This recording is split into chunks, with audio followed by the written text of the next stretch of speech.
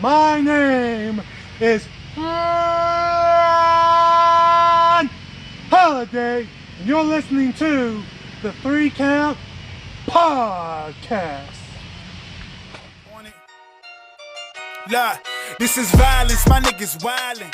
Oh, 3 Count Podcast listeners, don't you dare be sour. Clap for your world famous 3 Count Podcast and feel the power. I hate you. It is the season finale of the 3 Count Podcast. I'm your host, Chaz Evans, and always here with me, the troop, my tribe. What? Whoa. Hold on. Red Dog of Red Dogs. He is the producer of this show. He is the steam engine that runs this show. Ladies and gentlemen, the Red Dog, Cliff Miller. So the Red Dog is up, and we want the catchphrase. I mean, you're gonna take theirs. I'm gonna take the other one. These niggas. Introducing second. He is the Swole Master. He is the 38,000 time WCF World Heavyweight, bare knuckling, racist smacking, smack your mama cause the chicken tastes like crack, Duffin season, international, U.S. Open, National Basketball Association, World Negro Spiritual Heavyweight Champion of the world, Chris Idol. Always happy to be here.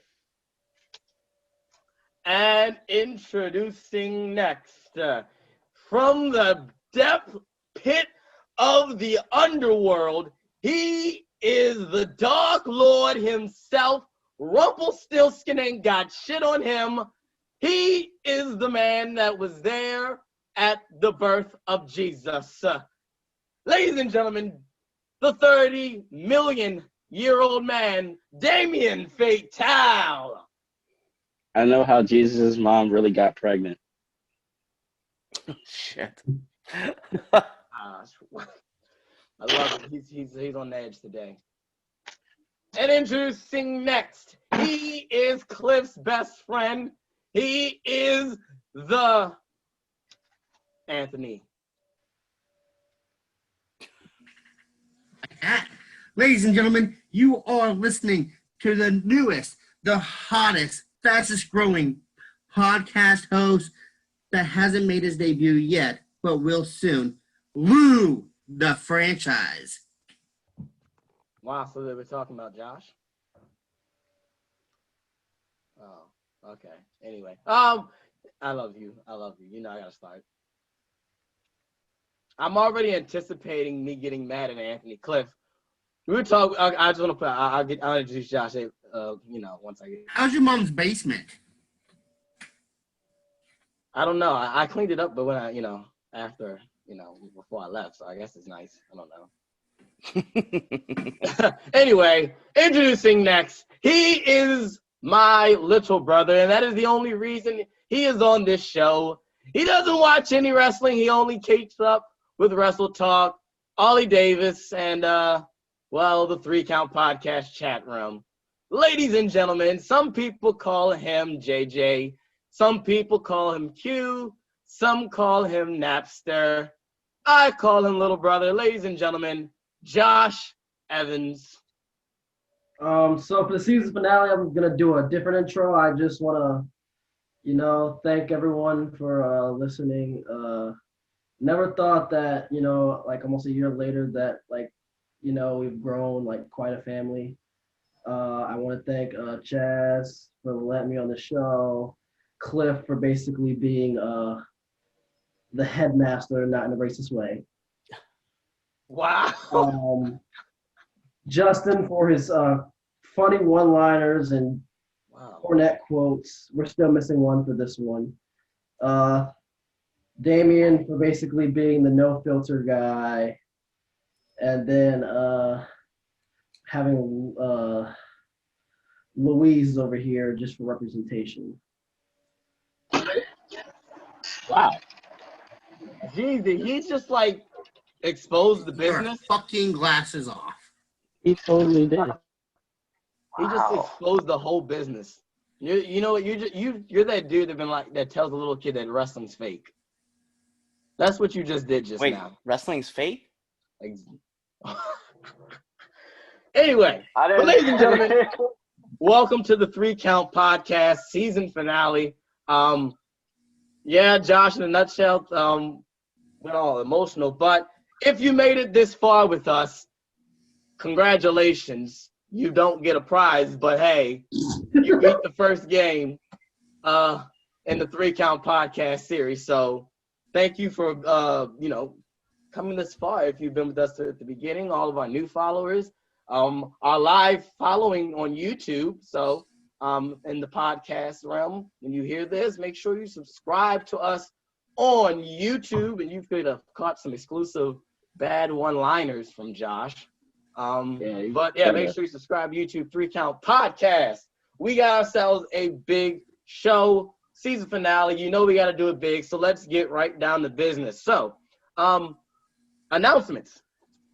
As you already know, this is the season finale, which means we will be taking a short break during the holidays. But that does not mean you will not have 3 Count Podcast content. All of our episodes, we still will have episodes of Now Entering the Ring will still be aired during the holiday break. So, make sure you always tune into those Now Entering the Rings. But when we return, we for our 3 Count Podcast season 2 finale, which will have a new name. We be on the lookout for that. Is January the 27th, 2021, if we make it that far. But hey, January 27th, 2021 is the season finale for the 3 Count Podcast. When we come back to mean premiere? Season finale. I mean premiere. I did. Oh my God, bye. My notes say season finale. That's why. Y'all were just gonna let him keep saying finale like that. He's lying. Listen, man. I kept looking at I wrote on my notes season finale, and I'm like, you're right, season premiere. Season 2 premiere, yeah. So season 2 premiere, guys. But yeah, January 27th, we'll be back 2 weeks before the Rumble, and we'll probably start off with our early predictions of who's gonna win the Rumble. But hey, it's you. Oh wow, you know what? At this rate, I could definitely put at least $1 on that Damien Fatale is going to win the Royal Rumble next year. Yeah, number 30. It's a possibility.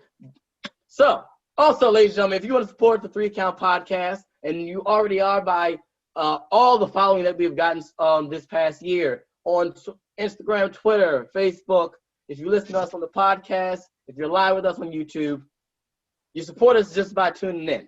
But you can also support us monetarily, and get yourself some 3 Count Podcast merch, baby. That no one followed memos, but I do appreciate Justin, rocking the Duffin season shirt. Okay, I wore Duffin season shirt, so like indirectly, I'm supporting the podcast by supporting the host. What the fuck? Am I just chopped liver? Is Cliff's chopped liver? We're wearing our shit. No, you guys are. Yes, I didn't say you were. Well, I wear what I want. The majority are. The majority are. We can't control Chris Idol and the devil. That's what they used to call us every other Saturday, Anthony, at wrestling. They used to call us Chris Idol and the devil. That's facts. That's absolutely facts. But yeah, guys, go get yourself a 3 Count Podcast t-shirt at Pro Wrestling Tees /3 Count Pod. Go get yourself a shirt. We got cool designs. If you buy more shirts, we can give you more cooler designs for shirts. So definitely go buy yourself a shirt at 3 Count Podcast, our store at ProWrestlingTees.com. So let's get right down to the nitty gritty. It is now time for the Wednesday Night Rundown. I'm so happy that that's now a thing. All right. here we go. So, as always, ladies and gentlemen, as I say every week, this Wednesday, AEW Dynamite and WWE's NXT went head-to-head in competition for the ratings and demographics. So, here we go. AEW's Wednesday Night Dynamite had 850,000 viewers, which is up from last week, which was 764,000 viewers. Their 18 to 49 demo was 0.37, which was 7th, which is up from their 0.30, which they were overall 17th last week. Now, tuning in on the other channel on USA, NXT brought in 638,000 viewers, which is up from last week's 632,000 viewers. Jeez. Thanks, Josh. Maybe I should check my phone on silent anyway. That's my fault. Jeez. Jeez, I've lost my place. Anyway, let me start over. So NXT brought in 638,000 viewers, which is up from last week, 632,000 viewers. The 18 to 49 demo was a 0.14, which overall was 56, which is down from last week's 0.16, but they were also in the same position at 56 last week. So AEW is up big time, gaining about 90,000. NXT, and it came back, tried to do something, but it's, you know, the usual, as always. AEW usually is winning the ratings war and the demographics. I guess you could chalk it up to still, you know, the new toy. But how we do it, which you think had the better show? We'll start with Cliff, Justin, Lou, JJ. If Damien pops on, comes back, he will be last. And that'll be the order throughout for the rest of the show. So who I think had the better show? Yep. NXT. Like, handily. Mm-hmm. All righty. Next. As you know, as the case, I only watch one show, NXT. However, I will say this. I did see the Cody Taz segment, and I did like it. Okay, cool. I liked it too. I'm glad. So yeah, I was afraid that when I talked to you, I told you I like it, you're going to give me shit for it, as you know. No. I saw it online, and I did like it. Okay. I the whole segment. I was like, that's pretty dope. Props to them. All right, cool. Next. Who do you think I'm gonna fucking say? No, I'm just kidding. For 3 weeks in a row now, NXT has definitely put on better shows. Cool. Yeah. Oh, Josh, he said it for 3 weeks that NXT had better shows. Yeah. It's just the shock factor is over. You do this like every week. Take your fucking glasses off. Anyway, Josh. 2020 gets weirder and weirder. But NXT, is this like really is that like a personal attack or something? Okay. Yeah. So Better show. I gotta agree. Yeah, NXT was a better show. Not to say that I didn't like Dynamite this week. Like Idol had pointed out, I did like the Cody and Taz segment, so that was a big up for Dynamite. But yeah, I got NXT. War Games is coming up, and you know it's always exciting, especially with recently we had the Tony Storm heel turn, so that was cool. So yeah, NXT takes it again for me as well. So alrighty.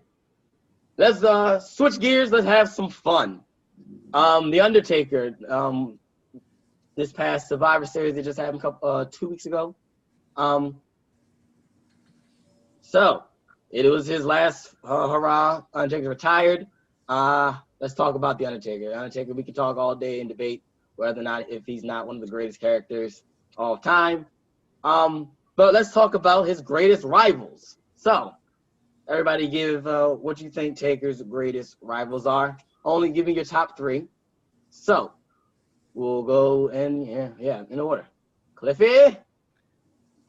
Greatest rivals, and you said top 3. Austin is definitely gonna be number 3 for me on that list. Yeah, number 3. Number 2, Mick Foley. I mean, I know Mankind. Like, really, like for me, like that was kind of like a big thing. And number 1, it goes without saying, man. If anybody else, let me be real. If anybody else is not picking this one as number 1, you're fucking wrong. Shawn Michaels. Yeah, you're definitely wrong, Blue. My 3, in no particular order, HBK, Kane, and Mankind. It kind of depends on the day, which one, the order I like them, but definitely those 3.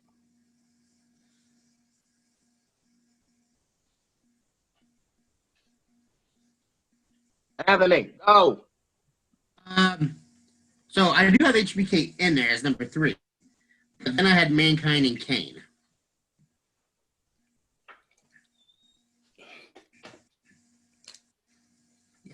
Okay, so so my top 3, number 3 would probably be the Shovel Man himself, HHH. You can see that's a more younger school. I gotta give appropriate appreciation for Kane. So Kane number 2, and then 1 will be Sean. Yeah, so I got Mankind. This is like I said, I didn't have no particular order, but I got Mankind, HBK, and which is my, I guess my last most shot. A little different, because like I said, more appreciative of the later years of Taker. Edge. That's a good one. Yeah. Undertaker and Edge was like probably is one of my top favorite feuds of all time. Their stuff on SmackDown was probably, with him banning the chokehold, and then of course you gotta credit Vicky Guerrero a part of that as well. But yeah, so yeah, Edge, HBK, and Mankind. So moving on. Time for the end of the year superlatives. It's like graduation, in the yearbook superlatives. Yeah. So. All right, who won superlatives in high school? Raise your hand. Okay. Okay, Cliff, what was yours? Best folk storyteller. Wait, really? Yeah. So apparently my class voted me best liar. That's what I got. Yeah, I was gonna say. So basically, you were best bullshitter. Yeah, great. That's what it was. Oh wow. I ain't even gonna hide it. I'm like, yeah, that's what it was. Yeah. Okay, but is it true though? Like. I mean, as long as you guys have known me, like, are you telling me you can't tell when I'm lying or not? Then I'm doing my job. Well, you don't lie. I don't lie anymore. When I was in high school, oh yeah, I bullshit all the time. Oh yeah, okay. I got you. All right. That's why I had to ask. What about you, Anthony? Did you win a superlative in high school? I won most likely to kill somebody. Yeah, he won. He won an award for most likely to drop out of high school, join the military, and then be featured on a 3-count podcast. That's what he won. Most likely to set somebody's house on fire. Oh, okay. Wow. All right. So Okay. Anthony, you got really dark, man. Like, He did. He really did. Like I was a troubled adolescent. You have no fucking idea. Oh my God, he's so dramatic. Anyway, go ahead. Cliff, let him know. Really, no, you really have no idea. Like, he's not lying. Like, oh shit, he's dead ass telling the truth. I will say it right now. I am sorry, Richard Sankey and your family, because when I tried to light your house on fire when I was in 7th grade, I apologize. That's all you're gonna apologize for? You shot that man's TV out with a BB gun. Whoa, wait a minute. Wow. And his computer. We played serious. And I stole his Vinny Castilla autograph ball. He did. He really did. oh, now, Y'all act like we was just playing around. No, we dead serious. They didn't even do anything wrong to me. They actually gave me rides to school and shit. Like, they're cool with us. I forgot to take my Ritalin one day and went off the wall. They gave you rides to school and you did this to them? Yeah, dude. Yeah. That's what we're trying to say. Is like, y'all don't understand. Like, we's real about this. I used to be sicker than Damien. Wow, that's amazing. Like I said, I apologize for what I did when I was in 7th grade. Let's move on. Yeah, Chaz, you just must unpack there. We can't talk about it now. I'm just like, I'm at loss. I don't even know. I told you. It's just so funny because you were like, yeah, whatever, we don't believe it. And I'm like, no. This is a real deal. Like, it's not like. I didn't know that. I'm over here just like, yeah, wow. Okay, wow. I don't know how to continue with the show. All right, so where was I at? Superlative. JJ, what did you get? Yes, Josh, did you win a superlative in high school? I mean, it's pretty recent. Most likely to go to college. Oh, look at you. Anyway, that's cool. Justin, I don't remember if you won or not. Yeah, dude. So I'm gonna make up one like Josh did. Most likely to run an underground fire. Okay, cool. So, all right. But anyway, so yeah, end of the year superlatives. Let's see here. Oh yeah. Alrighty, so I won biggest flirt. No surprises there. What? Yeah. Never would have guessed that biggest one. flirt? Yeah, I did. Yeah. Oh. Yeah. What? Oh, it's Highly shocked. That was and I have a funny story. I didn't even know I was up for it. I didn't even know I was up for it. Only ones I knew I was up for was bromance and like inseparable friends. So like something like that. Yeah. I can see you being up for those.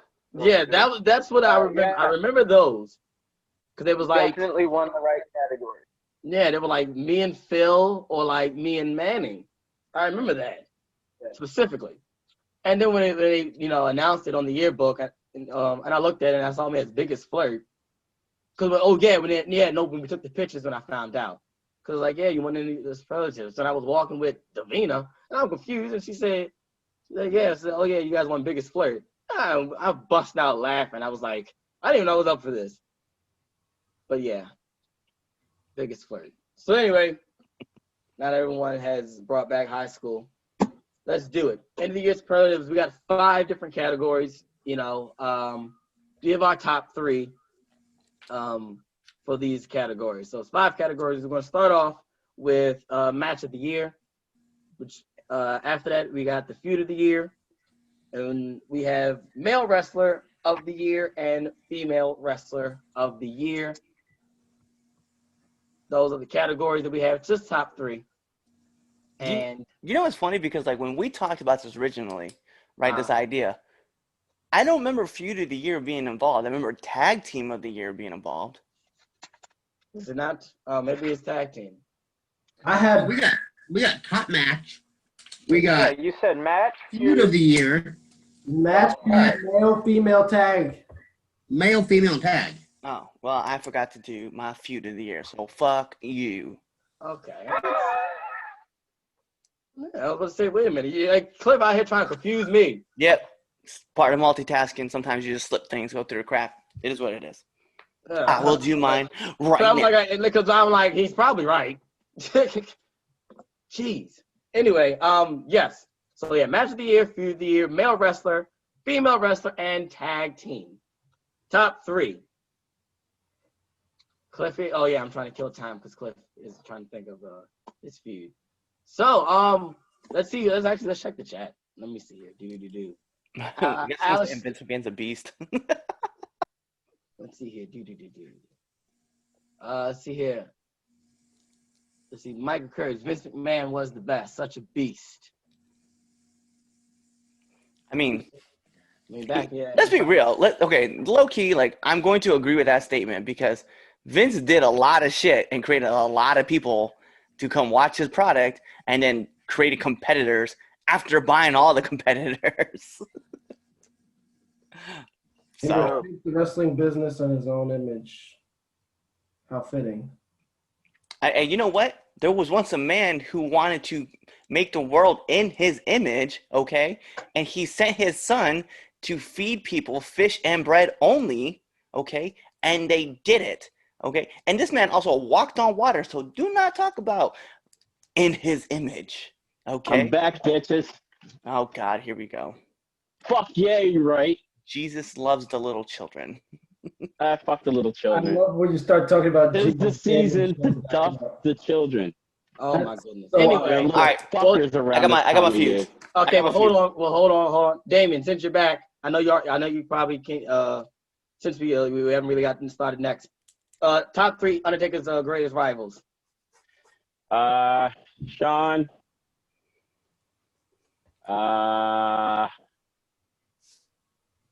Kane. That good?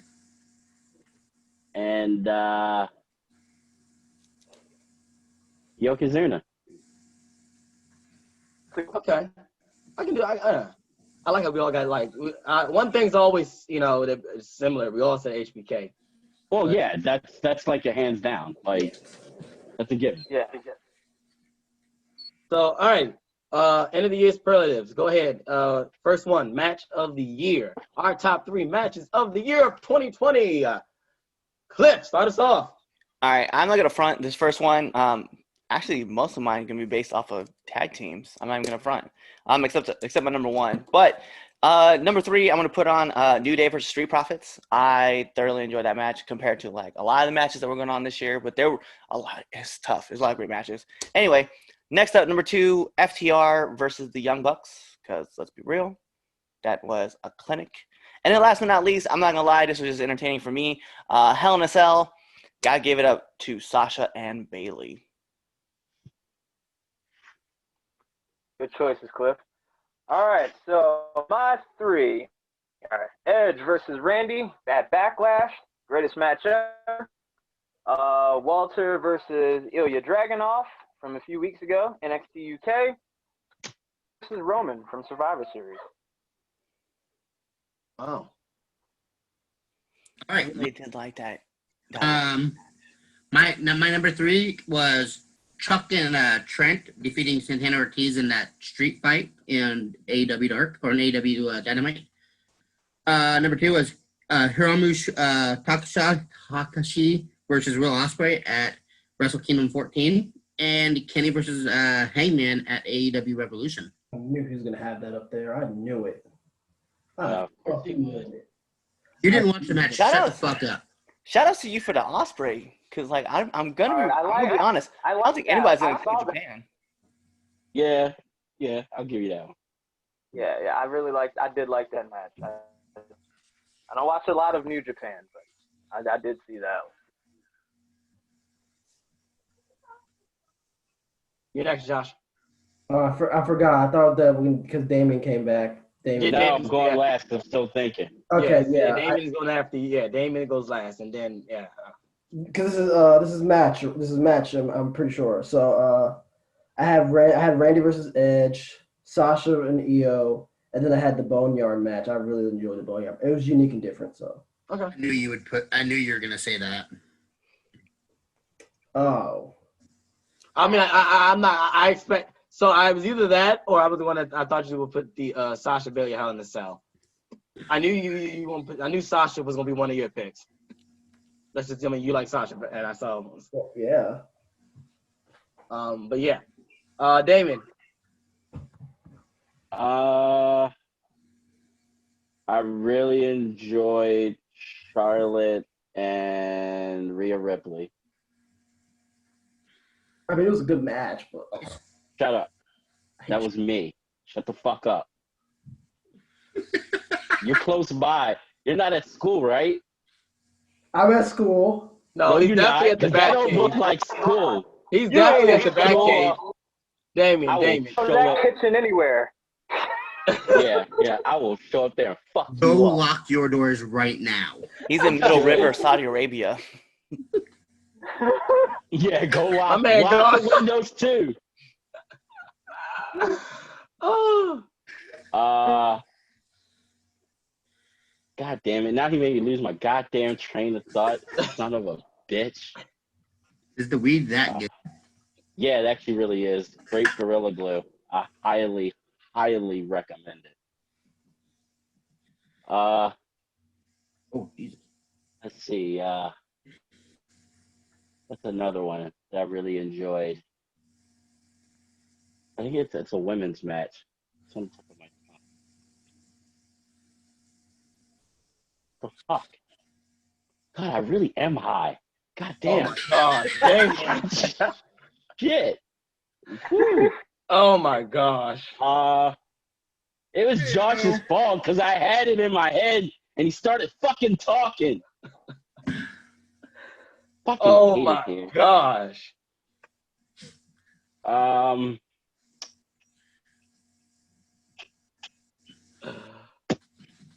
Damn. I really don't remember. Oh my goodness. Oh, fuck. We'll come back to you. We'll come back. Maybe you'll Yeah, remember come it. back. Yeah, come back because I don't remember. God damn it. Jesus Christ. All right. So, yeah, for me, my match of the year. So my third one, I gotta agree, Sasha and Bailey Hell in the Cell. I really did enjoy that match. It was long, but it was really good. My second is it's kind of tied between Roman versus Drew and FTR versus the Young Bucks.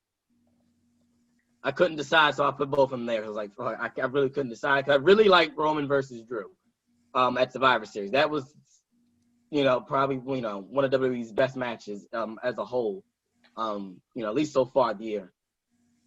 And then my number one, I've always praised it. And, hey, Undertaker said, gave me the back. He backed my opinion. So I'm right.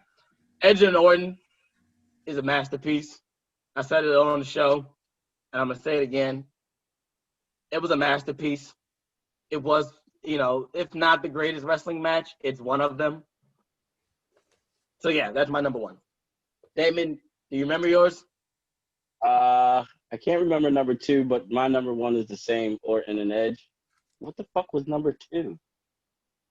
It was a women's match. Probably has Sasha in it. No, it didn't. Calm down. Okay. Well, you already said Charlotte and Rhea. Yeah. Yeah, said that but there was another one. Edge and Orton. Let's see. Was it Sasha and Asuka? No, that was good though, but no. Was it in WWE? I want to say yes. Yeah. Sure. I low key, I didn't know because I was like, yo. Yeah, no. If it is, it's definitely one of it's either NXT or SmackDown. Mm. He didn't see any of the wonderful matches that Thunder Rosa had. Well, no, and to be fair, I was also thinking Deonna Purrazzo versus Jordan Grace. You know what? I'm gonna pick that one because I did like that one. Like I enjoyed the fuck out of that one. Actually, right, that cool. one was like a surprise shocker to me when, like, I didn't know. That's Like I can watch that match again right now. I like that match. I like that match too. Look at Impact getting into somebody's top three. I can fucks with that. Yeah, it can be. I'll give them that. Those ladies killed it. All righty, here we go. Moving on. We got Feud of the Year. Top three. Go ahead, Cliff. Ooh. Oh man, I cannot wait to see JJ's face. Yo, let me get number 3 with Pat and Adam. That's right, Pat McAfee, Adam Cole. Definitely have to give that to number 3. Hey, come on, let's be real, man. Like out of all the feuds, man, like that was the hottest one for a bit. Number 2, only because it was the longest, and it seemed to be like the one that carried 2020 around. Ray and Seth, as far as like their feud goes. Number 1 though, let's be real, man. Sasha and Bailey, dude, like just holding it down for 2020 in the women's division. All right, so I only have 2 for this one. My 2 are Edge and Randy, and Adam Cole and Pat McAfee.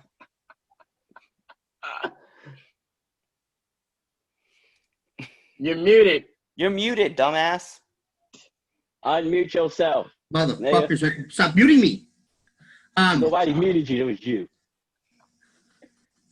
So mine, I have 4 because number 3 was a tie between the Mysterio family and Seth and Pat and Adam.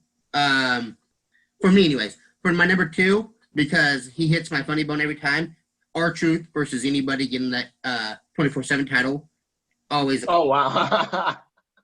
And then my number 1 was a good one. The Street Profits versus Andrade and Angel Garza.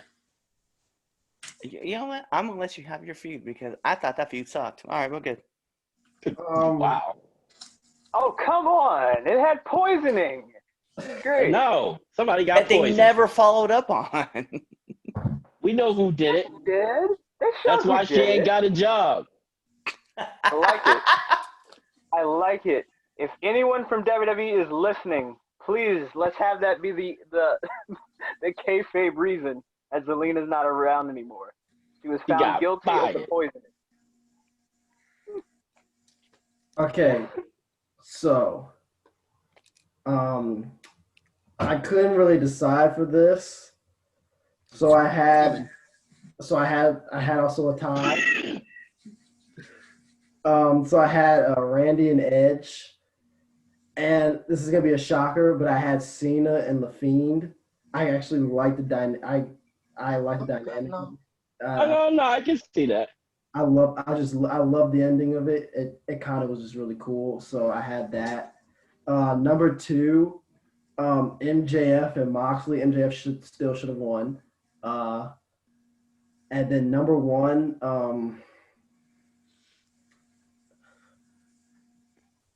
Oh, here it comes. Yes. Is he gonna throw up?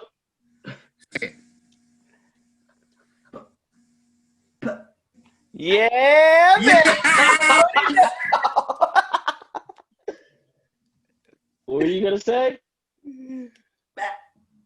Just say it's undisputed. Just say it's undisputed. Burp. A burp. That's how you get it out.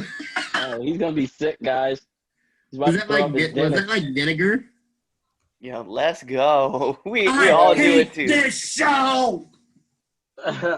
Wow. So yeah, he's going with Pat McAfee. That's funny. That's funny. He can't even get the whole thing out. That's not bad though. That's wow. That's funny. All right, Damien, what you got?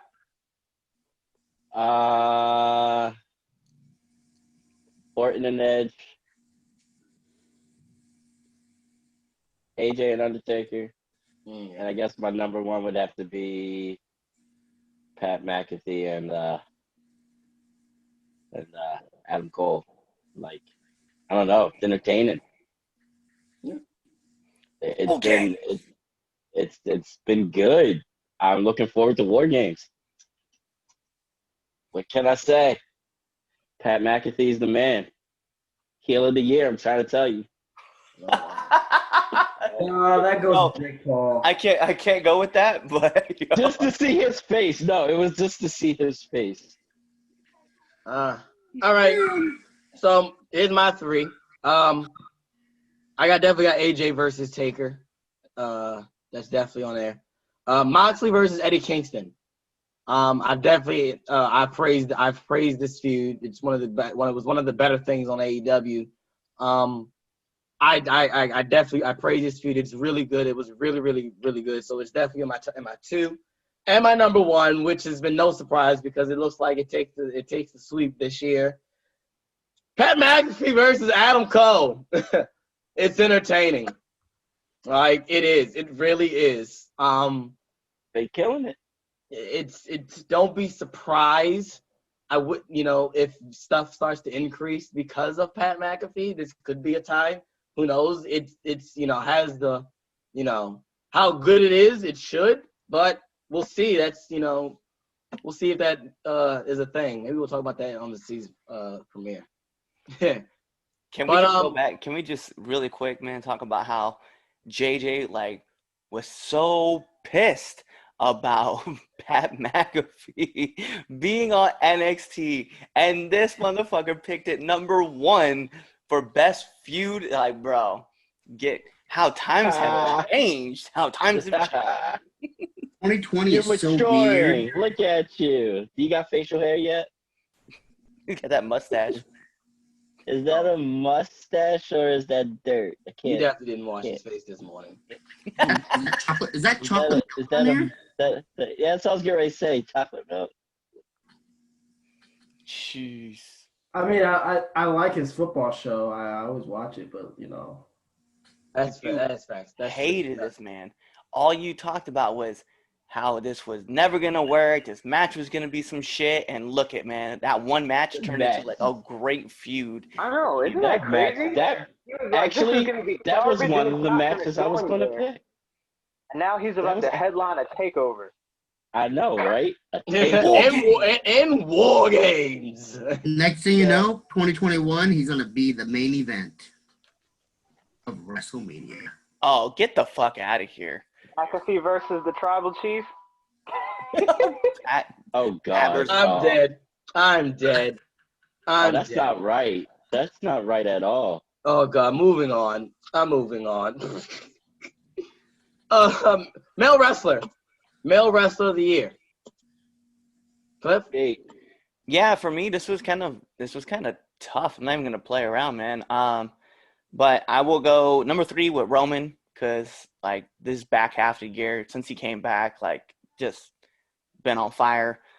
Drew, because let's be real, the first half of the year, like he was really good. He's still kind of sustaining, so I'm like, all right, cool with that. And then number 1, I'm gonna be honest, man, because if you guys know the power rankings, you guys saw this guy pop up all the time.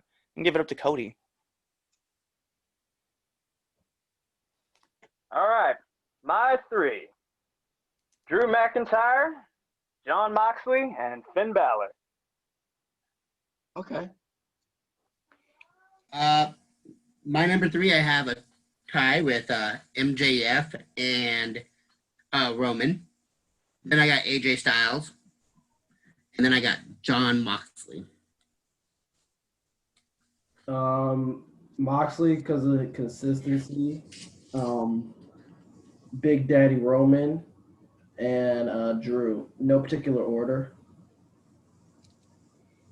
But yeah, that's my 3. Okay. Cool. Damon? me, and me. No, I'm joking. Dylon. for the year. Roman, Balor, Fiend. Okay. I can definitely see that. Yeah, of course you would put the thing. Because, you definitely got Aaron working. His demonic cousin. You definitely be seeing him at the poker games, right? I don't know what you're talking about. Yeah, exactly. I will not confirm nor deny said allegation. Exactly. Oh, you know it's true. Just like I can't confirm or deny if I would. Poker every Friday night. I don't know what you're talking about. All right, so mine. I got number 3, and dare I say it, but Randy Orton. Okay. Yeah, I forgot about Randy. Randy, yeah, just, say what you want about the feud overall with Drew, but I really do believe that his feud with Drew has really been, one of the highlights of the pandemic, with, pandemic wrestling, I should call it. Actually, him, period. That's true, exactly. So say what you want about it, that's how I feel, but I think Randy just really has been, on a roll. I guess you can say this is something that he actually cares about, because they say when Randy Orton cares, he's the greatest thing since sliced bread. So he's unstoppable. Exactly. So I got Randy as my number 3. Number 2 is gonna go to Mox. Mox has definitely worked as the AEW World Champion. I've enjoyed a lot of Mox stuff. So Mox is 2. And number 1 is, of course, it's Cody.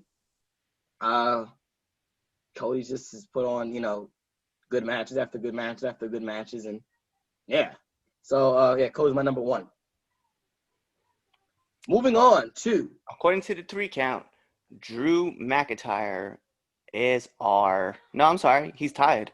So Drew, Roman, and Mox are our 3 picks for male wrestler of the year. Wow.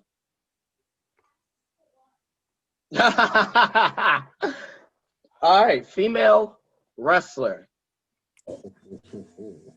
For me, it's Io Shirai, it's Bailey, and it's Sasha.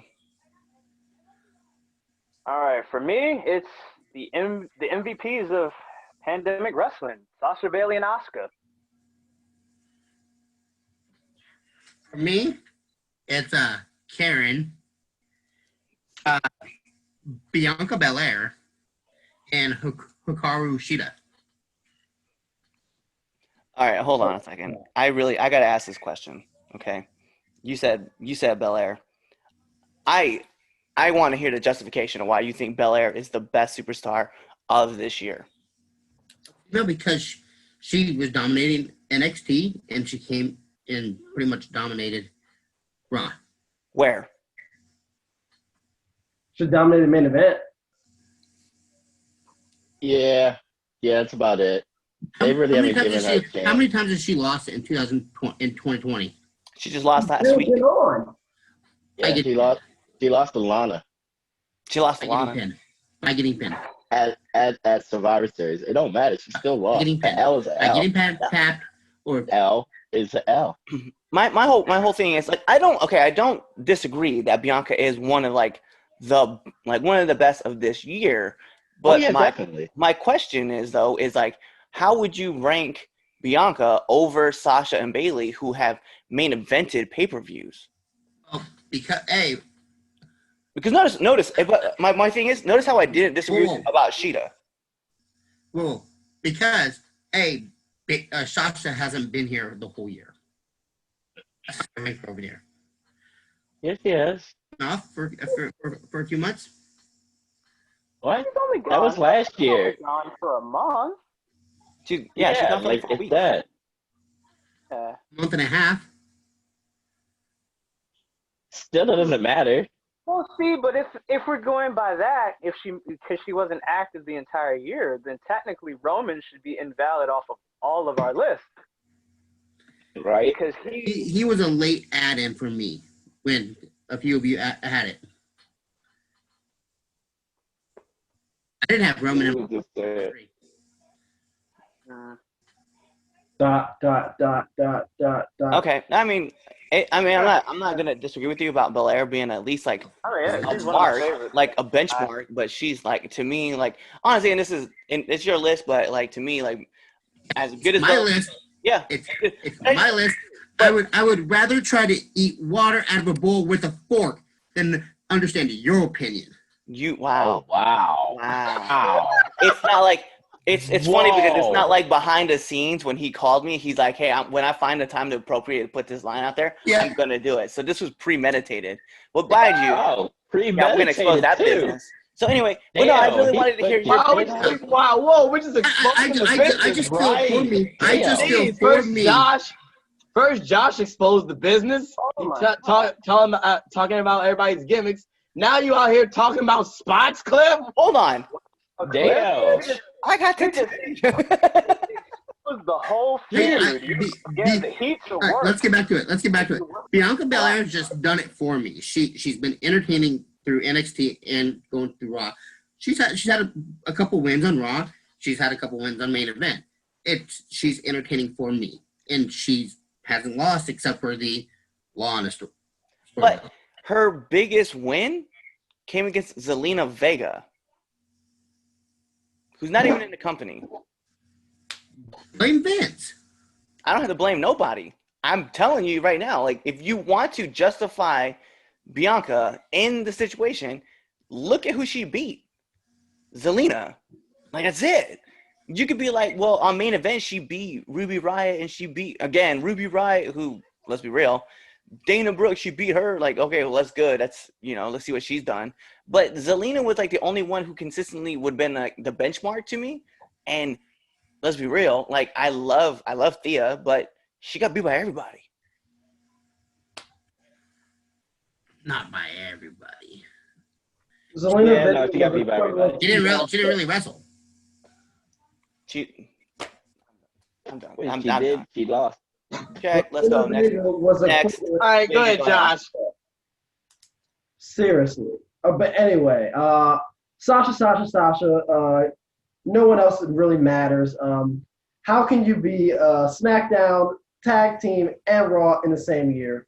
Get out of my face. Everyone else is low tier. We have boss tier, God tier up here, and everyone else is God, shut up. Sasha is the greatest women's wrestler ever. Charlotte, take that and your 12 non-memorable title reigns out of here.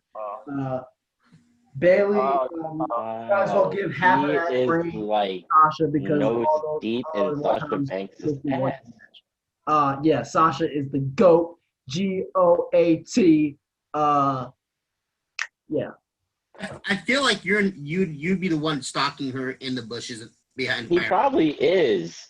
Hell, Fucking creep. I'm not that. You're a creep. You are You're a creep. creep. You're a creep. Nah, I just admire her work. You fucking creep. That's what all the creeps. I know. I just admire her creep. word. Nope, I just admire her work. All right, I want to hear Damien's. Shut up. I was gonna give my real list, but okay. No, you took like Sasha could be number one. We know that already. So who are your other two then? Your real list. For my real list, I had He has Rio. I should have. I should have done it, but I didn't. I'm trying not to go off on this show. Please don't. I'm trying not to. But I did have Karen up here, and then I had Tide, I had Sheeta and Alexa. Only reason why I put Alexa because I just liked how the character. Yes. Yeah. Okay. No, I can give it that. I fuck with I that. can give it that. I can give it that. Go ahead, Damien.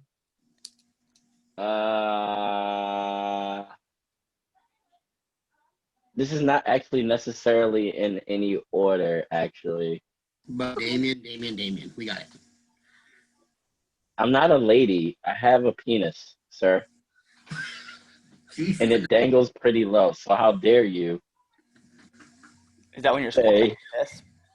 Yeah. Is that when you're sitting down on the ground?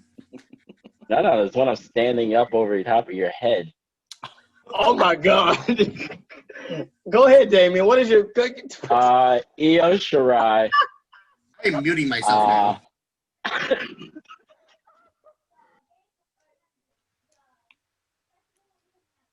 Oh God. Io Shirai.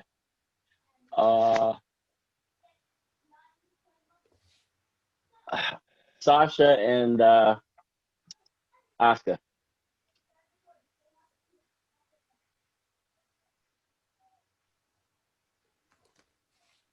Oh, okay. All right. Oh wow. Okay. My. Standing over him now? What?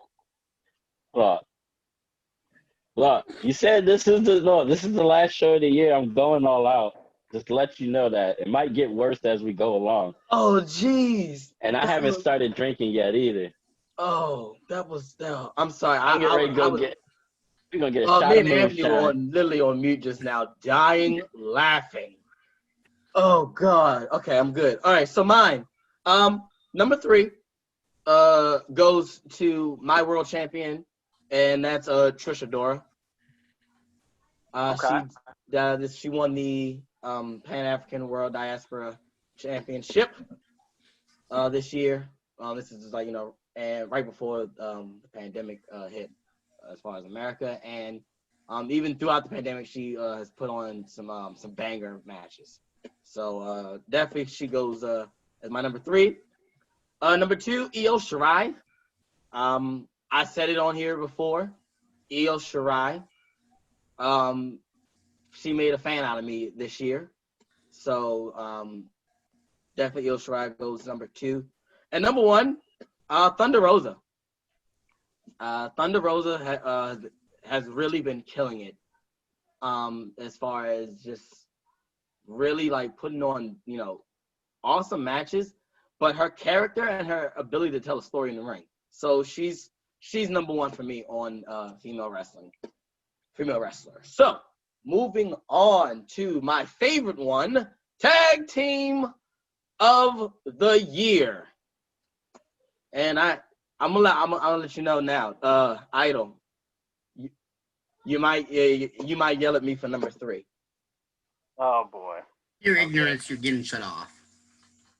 So go ahead. I don't know what you just said, Lou, but I'm gonna ignore it because it sounds like it said something about my tag team. So Yeah, pure ignorance. yeah, if you're trying to talk shit, guess what? Go listen to Now Entering the Ring featuring Pure Ignorance coming out soon. Be on the lookout for that one, cheap plug. Gotta make some money out here. Anyway, go ahead, Cliff. Yeah, so I'm going to go number 3 is the Golden Role Models. Because Bailey and Sasha did hold it down. Let's be real. Okay. Number 2 for me is the New Day. Because the whole year I've just been entertained by them. They've had great matches. They've had just fun. I stopped looking at me, Lou, like that. But number 1, let's be real, because if there's anybody else that's not on this list, got to give it to The Revival or FTR. All right. So my list, I've got the Street Profits. They've been holding it down all year, entertaining us, putting on bangers. Jonathan Gresham and Jay Lethal are my next pick, killing it in Ring of Honor. And my third pick, it was FTR until I remembered there was a team I liked more than FTR, and that's the North. They were going to be on my list, and I was like, I just recently started watching them. It would look really weird for me if I was like, yo, I like the North and Motor City Machine Guns. But I was like, yeah, that would make me look really bad because I just started watching them in August. All right, for me, it was FTR, Kenny and Hangman, and the Street Profits. Oh, look at this WWE mark. JJ. I've been having some trouble with this list. I've been trying to narrow it down. So I'm just gonna name it off.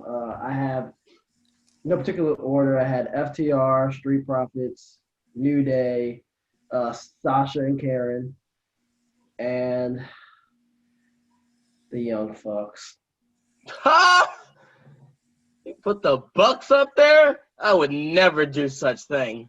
I haven't narrowed it all down, so that was why I narrowed it down to the 5, and I know it's 3. But I mean, what are rules anyway to JJ, because he always breaks the rules, so you know. I don't even care. They would never be in my top 5. Fuck the Young Bucks. Anyway, Go ahead, Damien. All right, so Wrestling kid. I'm going to go with, it's a tie between New Day and Street Profits for my third.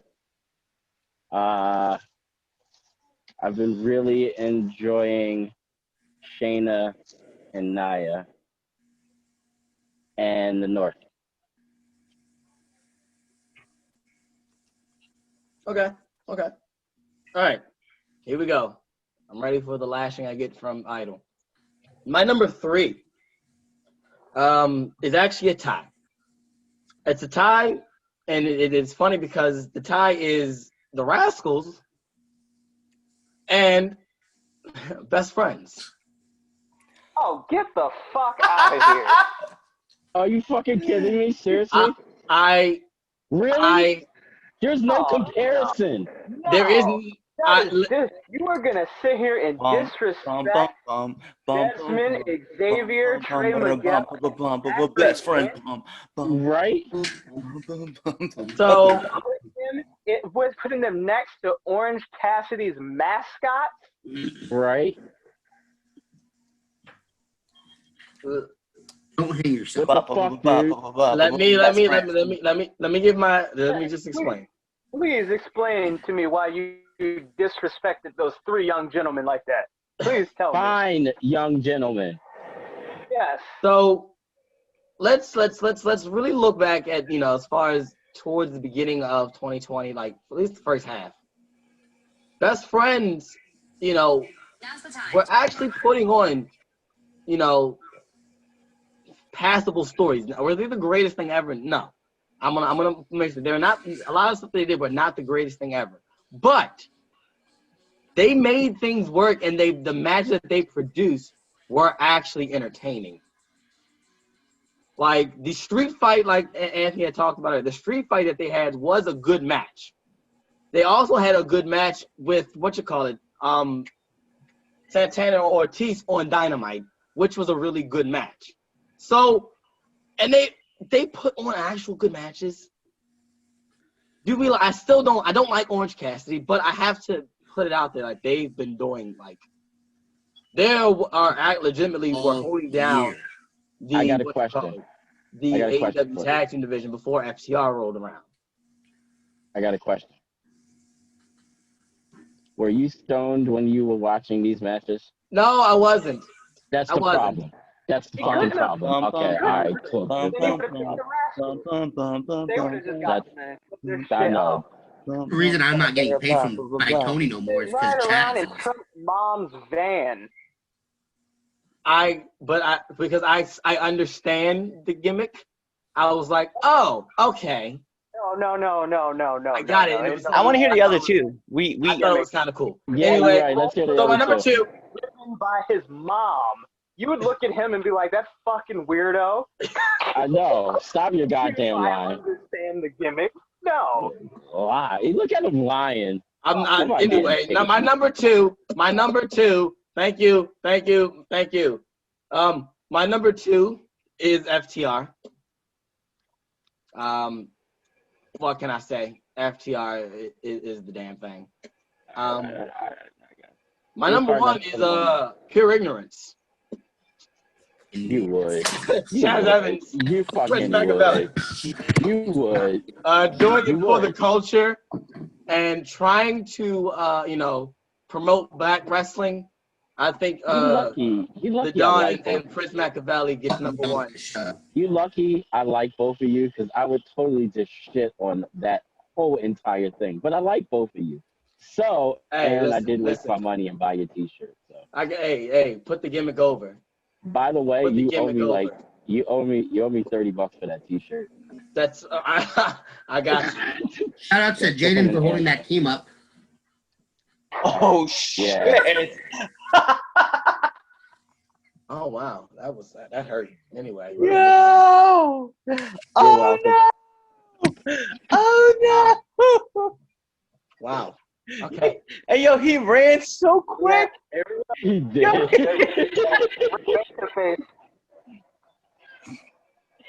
All right, that's cool. So Oh no, he wasn't ready. It's okay, we're gonna move on. So, Oh my god! I love you, Chaz. Chaz, I love you, man. I'm just giving you shit. Yo man, that shit came right in the left field. My man, Yeah, hey yo, Chaz went full Nate Robinson on that.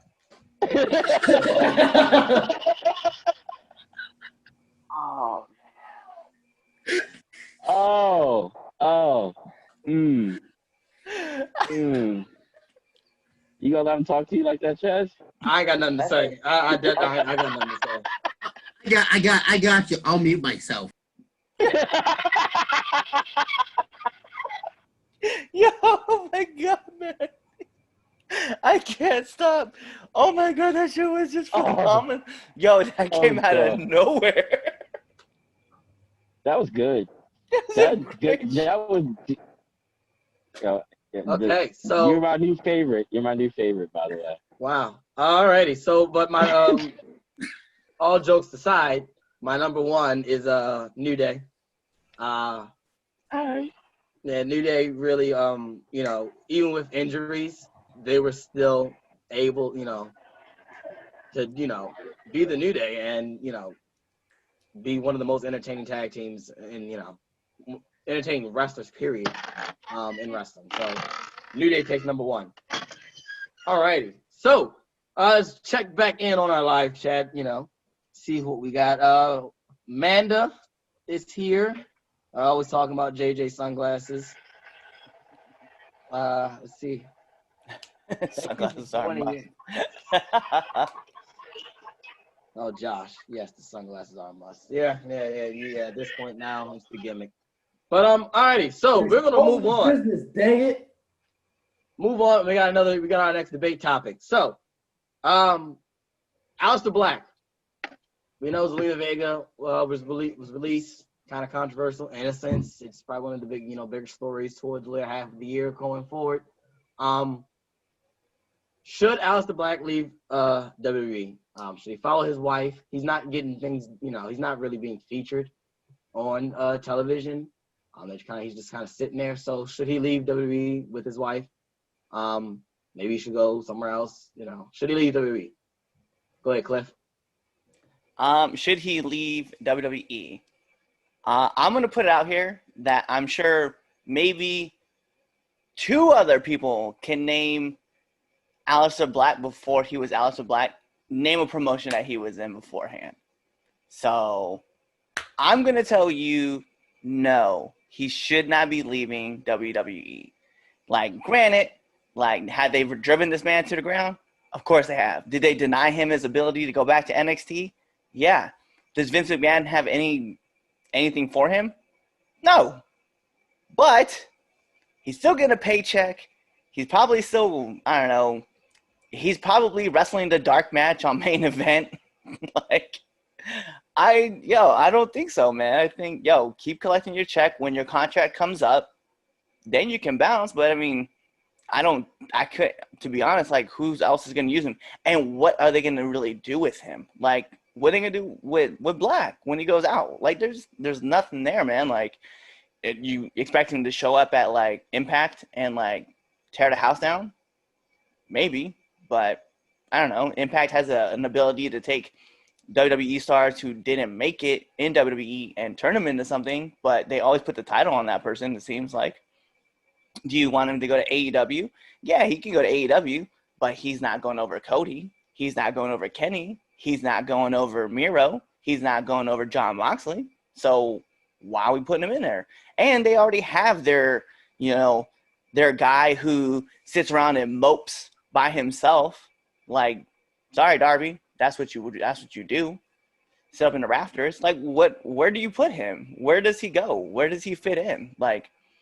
You can't say he's the dark dude. We could put him in Impact. That's not gonna happen. It's just not gonna work. No. Unfortunately, Aleister Black is where he belongs in WWE. No, I don't think he should leave. But really, it comes down to whether or not he's I guess his level of unhappiness. If he's unhappy at all. Yeah, that's really what it comes down to. That's my same argument. The way that wrestling is, you're not always going to be doing something. There's always ups and downs, or you're doing a story that you may not be too crazy about. And up until maybe 2-3 months ago, Aleister Black was always on the show doing something. Whether it was NXT or Raw. Literally until he lost to Kevin Owens, whenever that was, about 2 months ago? Yeah. If that, he was always on the show doing something. So we don't know the degree of his unhappiness. If he's unhappy at all, we don't know.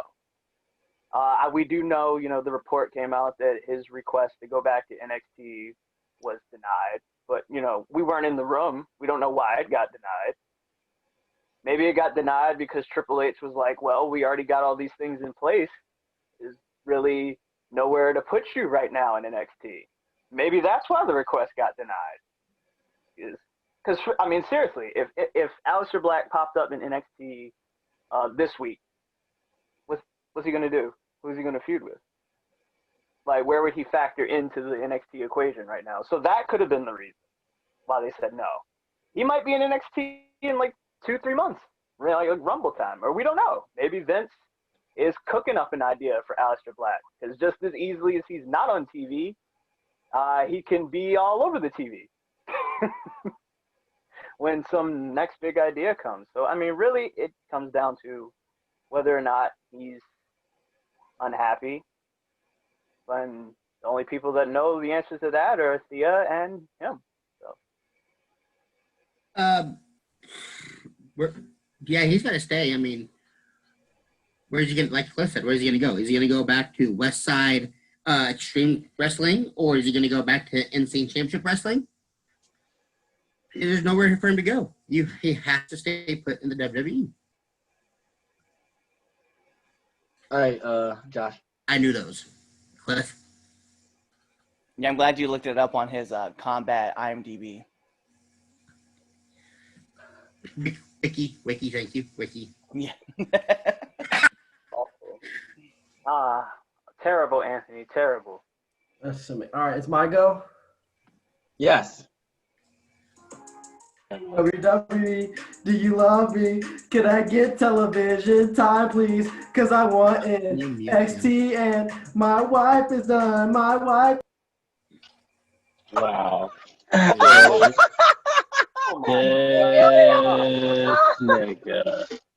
This nigga, yeah, he did. This nigga. Bless you, Cliff. Bless you. You the fuck out of this shit. Cliff, you're the man. Thank you. I don't know what that was, but I never want to hear it again. Never ever. If he, I see. Just I like, just, I'm gonna go. I'm gonna go to where you're at. I'm gonna fuck you up. Come on now. You ruining my buzz, bro. I paid good money for this. Chill out. someone in the Amanda in the chat wrote in, thank you. Yo. Yes. Yes. Thank you. Woo! Yes. Just please. What the hell? What were you thinking, man? The fuck? Crazy. My God. Anyway, I thought we were cool. you lost your opportunity to talk. That was Yeah. all I need to say. That's That's all all you needed to say. Yeah, that's all you were going to say.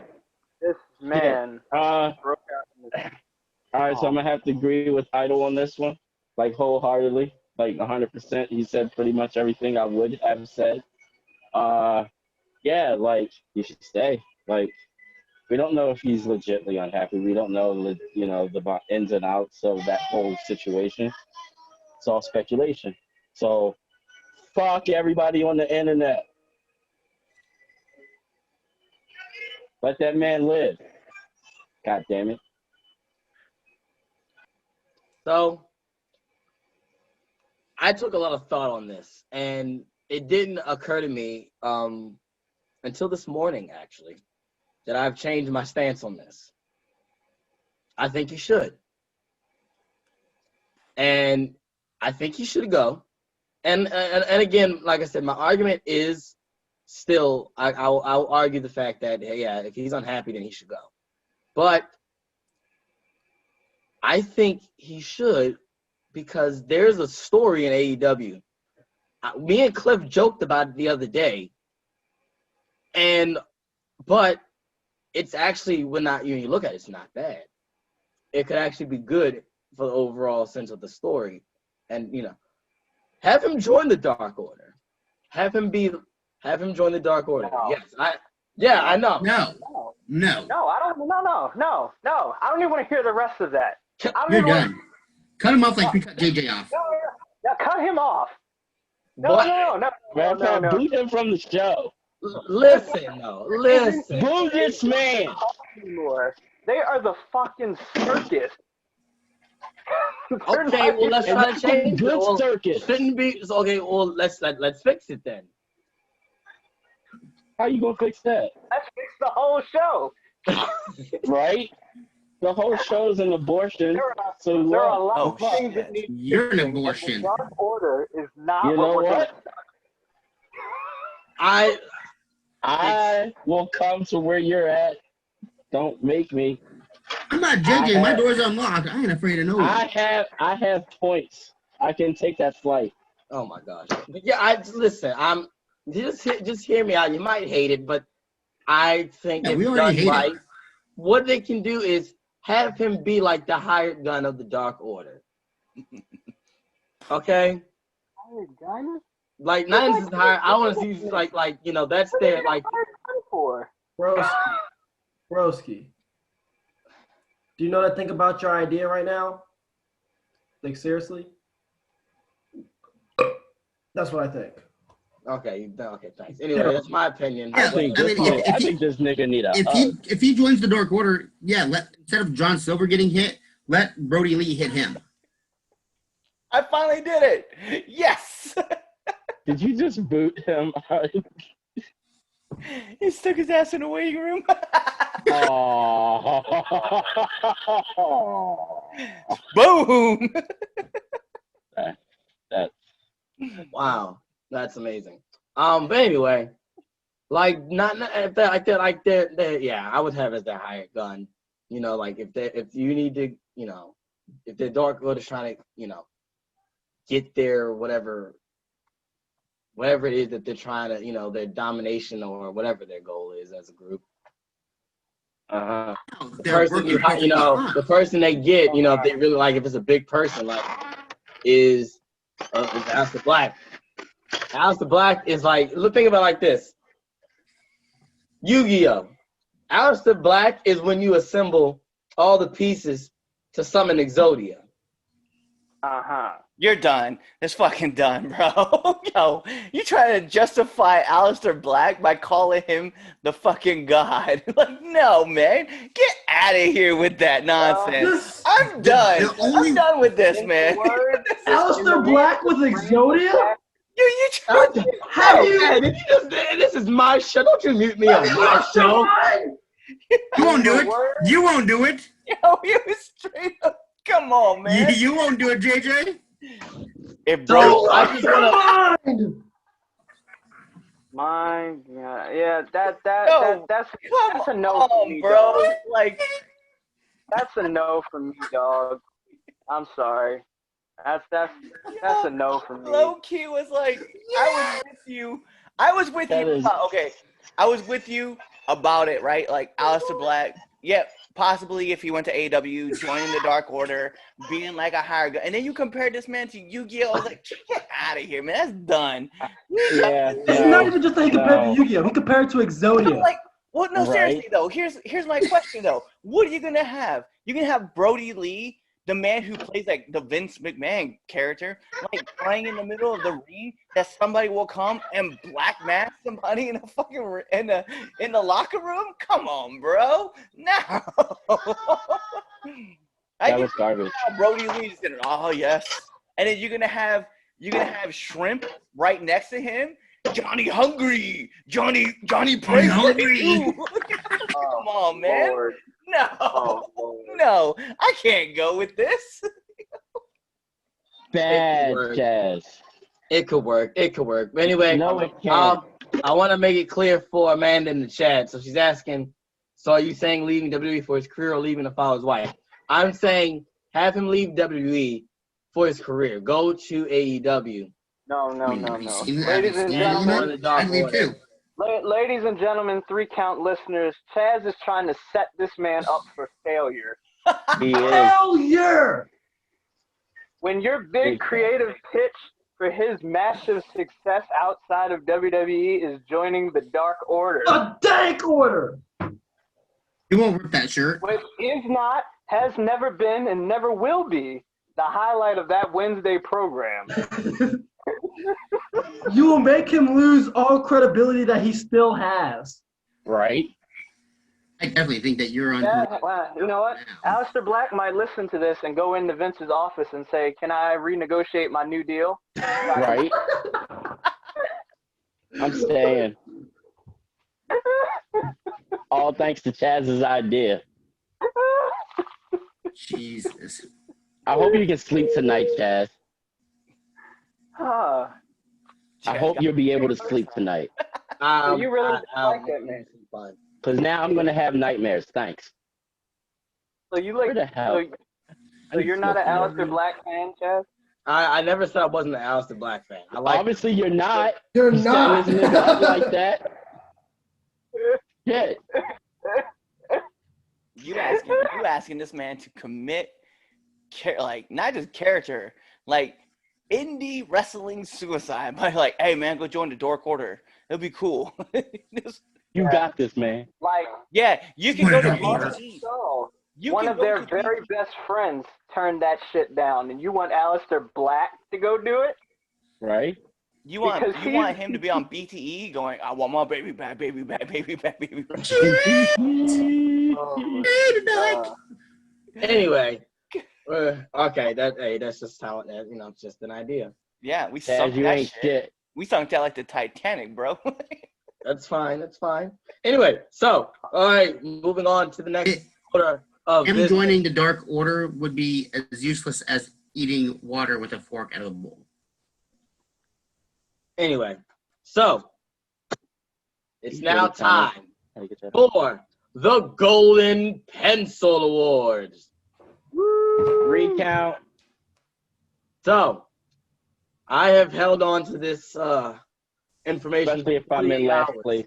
I have the first, second, and third place winners of our If I Had the Pencil game. We started all the way up to Mania, started from Mania, and worked our way down all the way to Survivor Series. The numbers are in, the numbers have been crunched. No, you cannot have a recount. No, you cannot stop the voting because this election is a fair election. Like Because hell I it had is. someone do the math behind me. So, yes. Anyway, Ooh, I'm just curious though. How many times did we do this count? Did we do it 3? we did do it 3. That was good.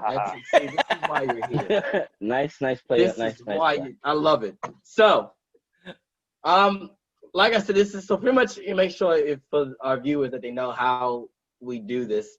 So, out of all the matches, when we do the predictions, if you get it right, your total score of what you got right and wrong is, formed into a percentage, and what the numbers is how all the pay-per-view numbers for that total pay-per-view that you got is averaged into a percentage for each pay-per-view. So I have all that from Mania of this year all the way up to Night of Champions.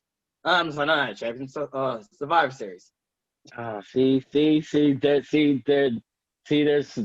This is No, I was rigged. looking at Night of This Champions. is fucking no. There's It's a rigged. big jump. That's why.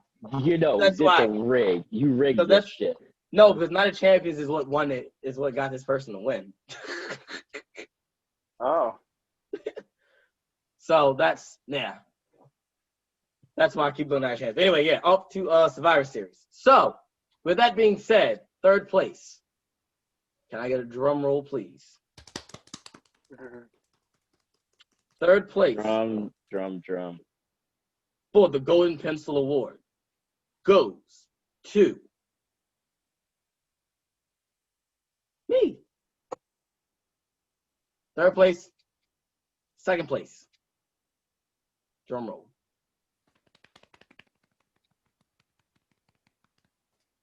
I'm too high to give you one of Anthony. those. Okay. What? And first place.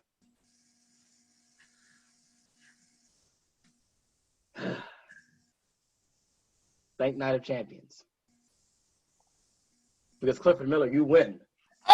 The Golden Pencil Award. I can demand a recount. Nice. I don't lose to motherfucking Boo, Miller. Boo. So here's the deal. So here, and I'll tell you, I'll tell you the jump. So Cliff, Night of Champions, right? Yeah. Night of Champions, you were at a 52%. Anthony, right? Was at where is that? Yeah. So Cliff, you were at 52%. Anthony was at what you call it, 57. Anthony was leading at that point as far as overall percentages. Night of Champions brought you up to 60%, and Anthony his had brought him down to 48. Oh shit. Oh. Wait, what was my percentage for Night of Champions then? Like add 80% and Yeah, one. that's the percentage, 63. Oh, I was at 63. I got 63% of the matches right. Yes. And that Oh, turned and that turned your overall tie. Yeah. I want to see these results on paper. This is no, it's good. It's good. It's good. I mean, I'll take a picture. I'll take a picture of my notebook. Like it I ain't got that deep. 82%. I I'll got put in the chat like you can see the 82%. math. It's really that deep. I don't trust your math. That I mean, it's not. It's my math, but I had someone go behind me. So here we go. Yeah, Cliff, you win. Congratulations, you are Let's go. the Remember first. when I was in last place and then JJ stunk up the place by going 1 for 9 in the Exactly. Yeah. Yes. He did, didn't he? Yeah. I call this racist. I like to accept this award. And that was that was Double or Nothing. That was that pay-per-view that Josh tanked on. Yo, we holding it down for the Latinos. Like we 1 and 2. You all pissed off because the Panamanian beat the Mexican. You're not Latino. Get the hell out of here. Shut up. This is Even Jeremy said so. PM. This is PM. Don't you talk to your champion that way. This is PM, okay? That's the team name. That's okay, because guess what? I'm coming in. I'm taking the title. I'm going all the way. I can't hear you. Really? Hell. I'm taking the championship from you next year. But that's okay. But yeah, Cliff, yeah. Shocking came by and won with the tail end. So we'll be back with the second annual Golden Pencil Award next year. When we do our predictions for 2021. For everyone else, do better next time. Yeah, I'm not losers. doing AEW. Fuck You got all the of y'all. Rumble. You got the Rumble as our first one. Make sure you get it off to a good start. Because that's Yeah, I don't give a fuck. It's always good to have a good start. So Good. Are you gonna give me money if I win? I mean, hey, Cliff's getting a I get a gift No, card. I said money. Cliff's getting a gift card for winning. Yeah, I don't want a gift card. I want He's cash. getting a gift card, courtesy of the 3 Count Podcast. Hey, Yeah, I want let's cash. go, 'cause I need to shop at. I need to go to. You know what? Deadass. I need to go. What to about Pro second Wrestling. place? Shut up. Oh no, we Go to don't give out participation. ProWrestling.com/, the 3 Count Pod. I'm gonna go buy me a new T-shirt. Oh, look at that cheap plug. But no, Anthony, we don't give participation award. You either win or you lose. We lost. Aww. We lost. Remember, this makes me better than you. Remember That's that. fine. You're But the I'm first watching. person to But listen, I bet your bottom dollar when I add more shows if I had the pencil because there's more wrestling, and easily viewable like NWA now and also MLW on YouTube, so you can watch it. So when I put that on there and I get more points than you because of those shows, don't at me. Anyway, Hold on, but Anthony, Okay. while you might be better than Chaz, I'm better than you, and you know it. oh my drop, boom. I just told my wife on you, Chaz, by the way. Told him what? You cheated me out of this award. I didn't. Oh my God. Yeah. Oh my! I didn't cheat you out the award. Let's move on. So moving on to our last debate topic for the season finale. What? So, season is Drew and Roman biggest star since Batista No, and John Cena in 2005. We saw them go head-to-head Survivor Series. Some are saying that they are the biggest stars since Batista and John Cena, right at their peak in 05. So, what's you guys' take on this, Cliff? I think the biggest stars since. Yo, that's a tough call, man. Cause compared to like other eras, I mean, yeah, that's gonna be like recent eras. Yeah, I would definitely agree with that. It's crazy though, man, because like when Roman came back, like we all were like, oh shit, like this heel character's what's up. But the thing about Cena and Batista is that they had done it for a long time. They had carried the torch. So I think right now is a little too early to tell that. But are they on their way? By all means, yeah, I'll say yes. They are the two memorable characters. I mean, and even at Survivor Series, we saw that match play out, and like they just had this drag out, brawl out match. So yeah, I think I would say they're on their way. I don't think they're quite there yet to be in the same realm as to say, like, hey, Batista and Cena?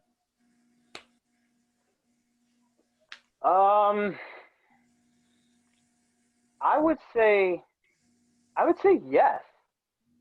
And the reason I would say yes is because I think right now, and as far as the men, I'm talking exclusively the men, because the women is a little different. But as far as the men, they are the two guys on both rosters that feel like stars. They feel like they're somebody.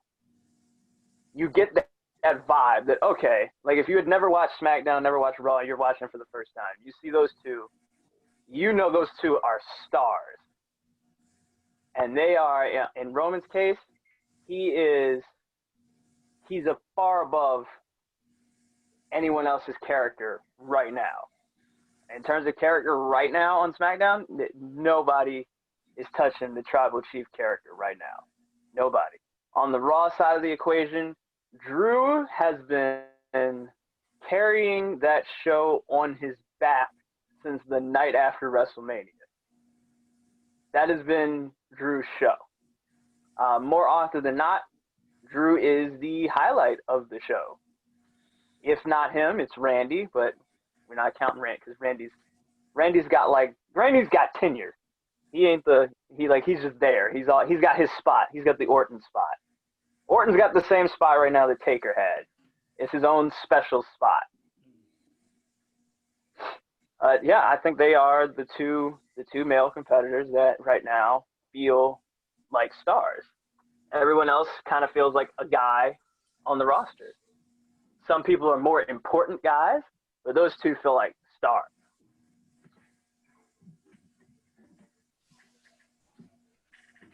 No, not at all. No, can't do it. Can't do it. And the reason why is, like 2011, I think it was, CM Punk and John Cena had a better storyline, better stardom than what put out there right now. That's not the question. Well, that's not the question, Anthony. Cena's part of the question, so you can't include Cena. Yes, I can. I can just. I can. There's no rules with this. I can switch one wrestler, and I think CM Punk was a bigger star for his time than what Drew is, and it's a toss-up right now between what CM Punk was in 2011 and what Roman is right now. Well, I go with Zen. I go with Zen. Yeah. I go with Zen. Okay. All right, JJ.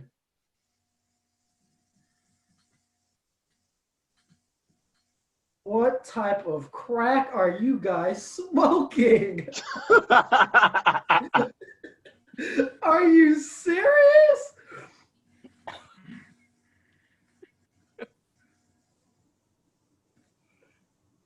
Come on, it's not that serious. Are you guys insane? What kind of reefer are you guys on? Because I want some, and I don't even do that stuff. It's not stuff, sir. It's a plant. And what's a plant? Can be classified as stuff. It's medical Go cannabis. finish your Go back point. and call it. Go back and go learn. You're in college. Go. Finish your point. This is totally, unequivocally not the same, guys. Batista, like, the thing that made the Batista Cena thing was, like, at that point, like, they reached it, you know what I mean? Like, it solidified them when they won. They became the two guys. It was already a solidified main eventer before Drew even became in the picture. This is not the same situation, guys. At all. It's not even close. Wait a minute. Uh-huh. Well, wait, how's it not close? We didn't say Right. Roman had to have just become a star. We're saying Oh, now there's We are treating it as the same situation as 05 Cena and 05 Batista.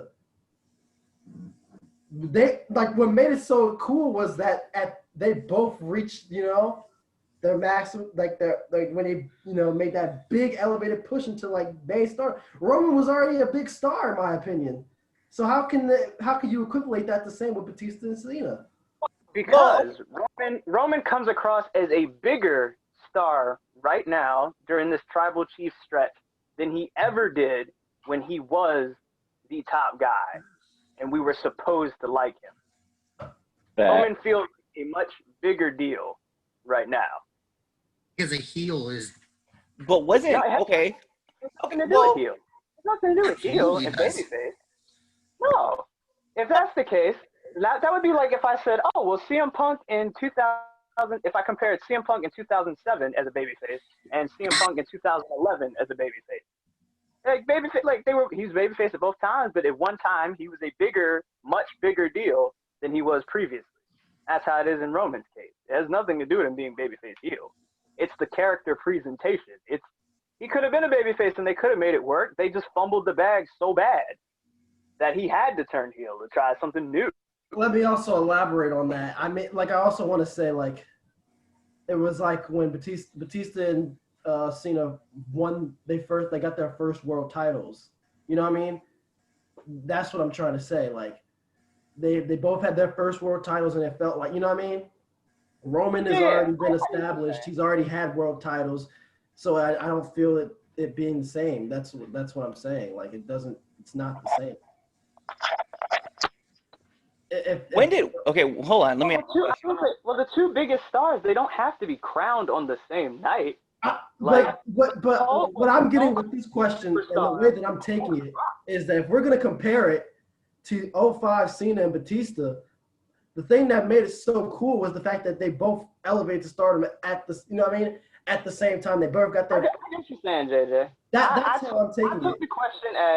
I took the question more so as, have we found the next top mega stars? Yeah, I'm taking it a different route. Cena won his first world title in the beginning of March. That's how I took the question. Are Roman and Drew the new two top mega stars? That's how I took it. Are these the two top mega stars that they've been looking for that were going to replace Batista and Cena? Because we've never gotten Cena's replacement. There has been no replacement for Cena. Batista, you can make arguments there because Batista's, kind of, it took, hits and misses because of injuries. So he didn't stay at that peak for, a long time like Cena did. But I'm thinking, are we talking who's got the Cena? These two guys that are gonna have the Cena spot. Is Chad? Yeah, no. Yeah. It's along the lines. Is that what you meant? Yes. Have we found? Yes. Our next team. Yes. Okay. It's crazy to me. You said that, Roman was the guy before Drew became the dude, right? And in comparison, Cena was already the guy before Batista ever won his first title. So then when they both won, they were already Cena was already up here at this level. And maybe you can be like that, but to be real, he had that US title, then he won the world title, he went to Raw. Guess who didn't have the title at that time? And then they did the contract thing, and you saw it. That's a good point. So Cena and Batista both won their world titles at WrestleMania 21, April of 05. Now, if we backtrack and we look at Batista and Cena's 2004s, you're right. You could see Cena was on that upper track. He was going up that entire year. From the moment he beat Big Show at WrestleMania 20 to win the United States title, for that whole year, he was going up. So we all knew when WrestleMania rolled around, he was going to probably be, the guy. Whereas in Batista's case, Batista, I would say, got that rocket strap, where he legit went from dude that didn't talk in Evolution, basically Evolution's bodyguard, to turn on Evolution, you're feuding with Triple H world title. So Batista got the rocket strap, whereas Cena got the long trajectory build. Wow, I don't even have nothing else to say. That's probably the most accurate. Yeah, yeah. But Cena's talked about it before. Vince wanted Batista to be the guy, not Cena. Right. And you're kind of looking at it now, like Roman has always been the guy. We know that. We've seen him get shoved down our throat. And once he turned heel, we accepted Roman because we were like, that's what we wanted all along, and this is what we're gonna push this. And he's taking a career. And Drew was just like the dude who got caught on the rocket ship and pushed up because like at Royal Rumble, we were like, that's who we want to win. And that's who they went with. He wins at WrestleMania. And then since then, he's been carrying the brand. So, yeah, to me, you know what? Like, the more we talk about it, the more I'm thinking that, this is those guys now.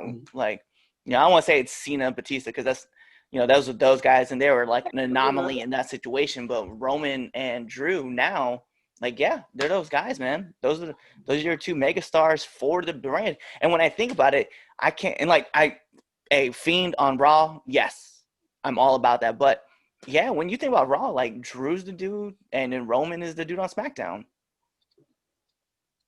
Yeah, Damien? All right, so I mean, for me, I'm about to say yes because Drew and Roman, they're the guys of this current era, basically.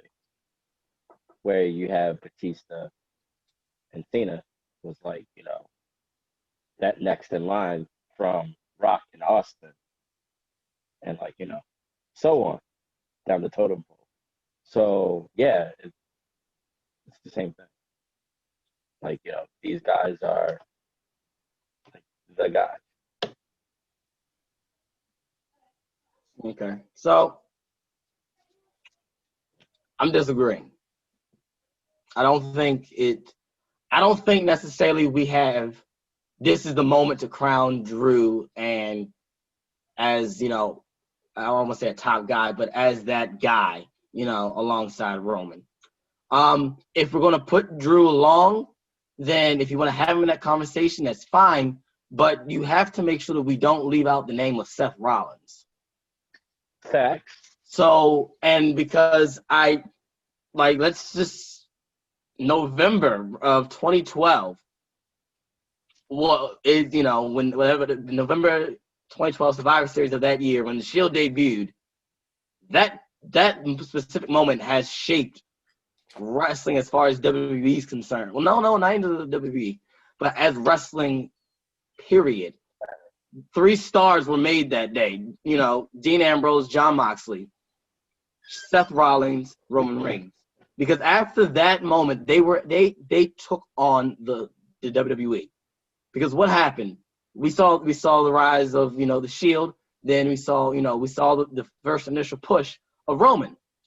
Even before then, we had Dean Ambrose, Jon Moxley as the United States champion. They were tag team champions. Already think about what they did as a group, but when they split up, all 3 of them were still successful. So yes, Jon Moxley has moved on to AEW, so we can't really have him in this conversation. Because even if he was, I still would say no, it's the Shield. But because John's gone on AEW, we exclude him out of the conversation. I feel like it's always has been Roman and Seth's show. I see what you're saying. There has it has always been the Roman and Seth show. And I think we should be crowning them maybe a couple of years ago as the 2 people who are replacing the Cena and Batista, like in 2005. Because let's think about it. Once Seth won the Money in the Bank and he cashed in at WrestleMania, he's been made since.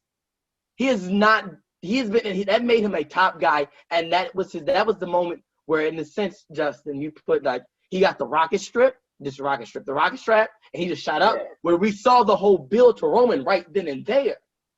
So to Right. even Josh's point of the simple fact is that, you know, Batista and Cena both came up together. So did Roman and Seth, because Roman was in the main event facing Brock Lesnar for the title. Seth was wrestling Orton, and he got like that super memorable RKO spot that we always love to see.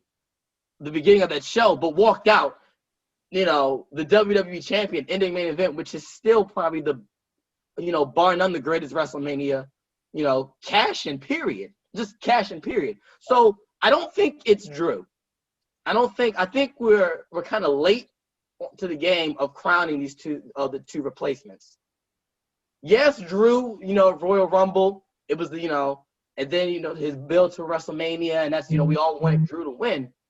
But let's not, like, I still don't think he's a bigger star than Seth. Now, So I think you bring up a good point about Seth. Now, Seth has held that place down since he won that bout at Mania. right. Am I wrong? No, you're not wrong. Now, my counter to this would be, I think for a period of time, I would have 100% agreed with you about that. From Seth turning on the Shield all the way up until he tore his knee and had to vacate the title, I would have said yes.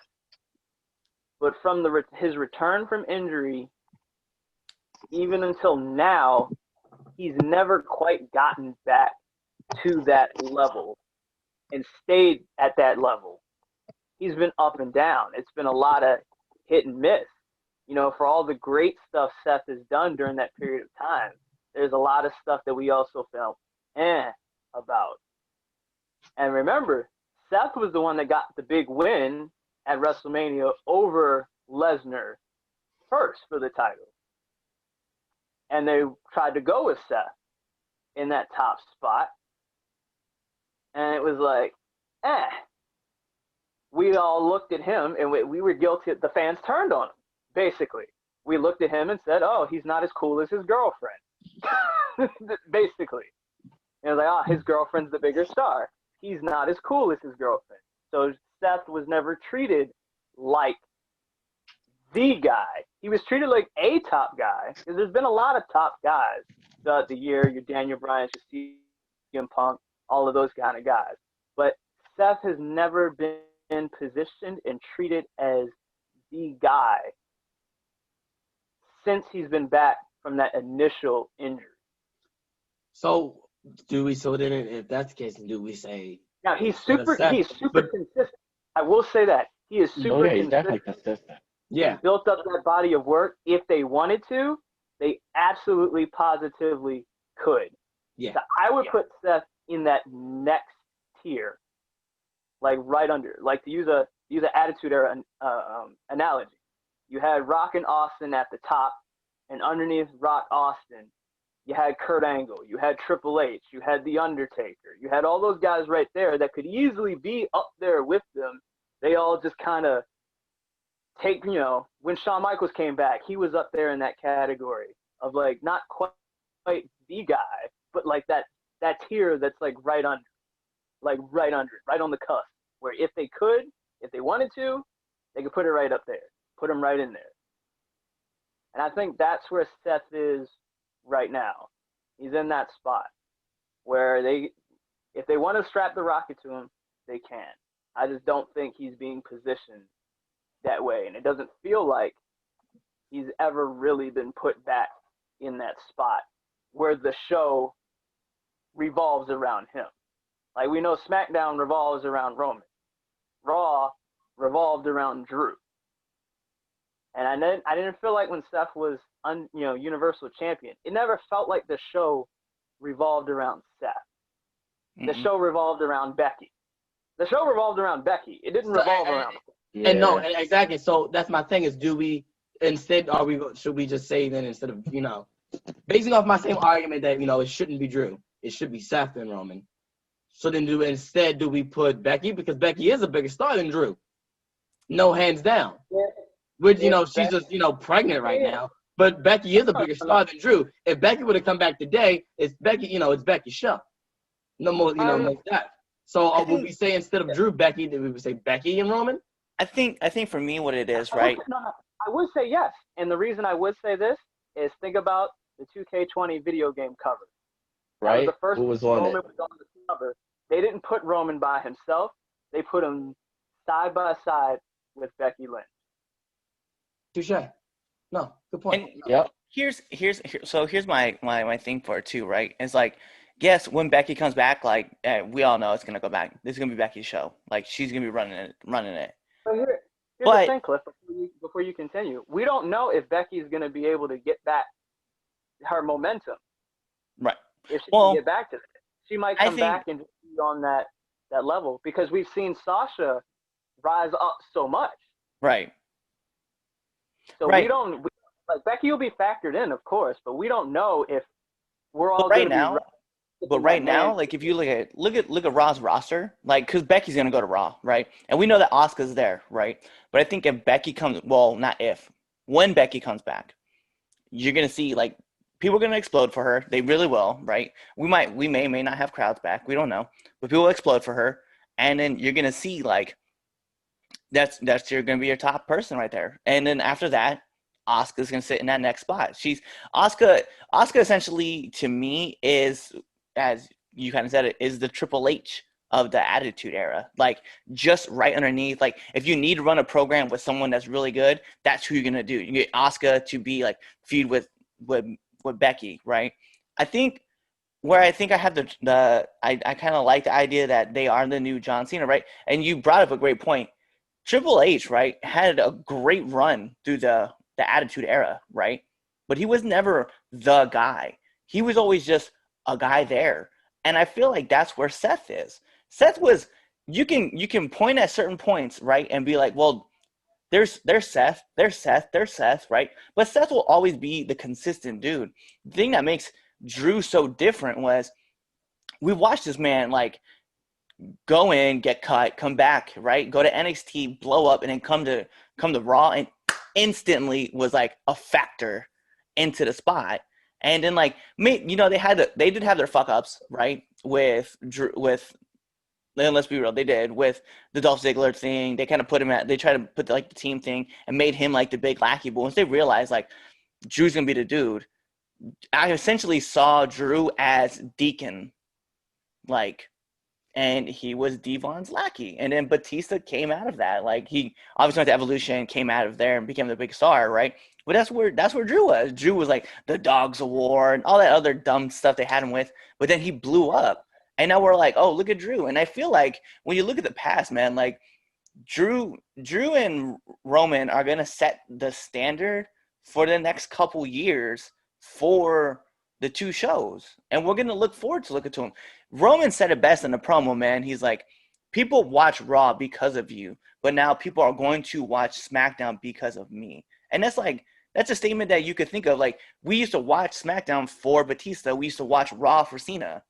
And it's such a true statement to look back at these two guys and be like, yeah, I want to watch for those guys. I'm going to be honest, before Drew came in, I didn't go, hey, you know what? Let me watch Raw for Roman, or let me watch Raw for Seth Rollins. I didn't say, let me watch SmackDown for Dean Ambrose. I didn't say that. I didn't say, let me watch SmackDown for AJ Styles, even though AJ was killing it on SmackDown. But now I'm legitimately here going, I can't wait to watch Raw to see what happens with Drew. I can't wait to watch SmackDown to see what's going on with Roman. Like, that's what makes me want to watch those guys. And so I kind of have to be like, yeah, I think that's what it is. You know what's funny about what you said, Cliff? I was just thinking about it. If we're comparing it to Cena and Batista, if Roman and Drew are Cena and Batista, then that makes Seth Randy Orton. The consistent right there with them, right along the ride for the entire time, putting in that work, consistent, could be the top guy when they need him to be. If they don't need him to be, he's still he's still up there near the top.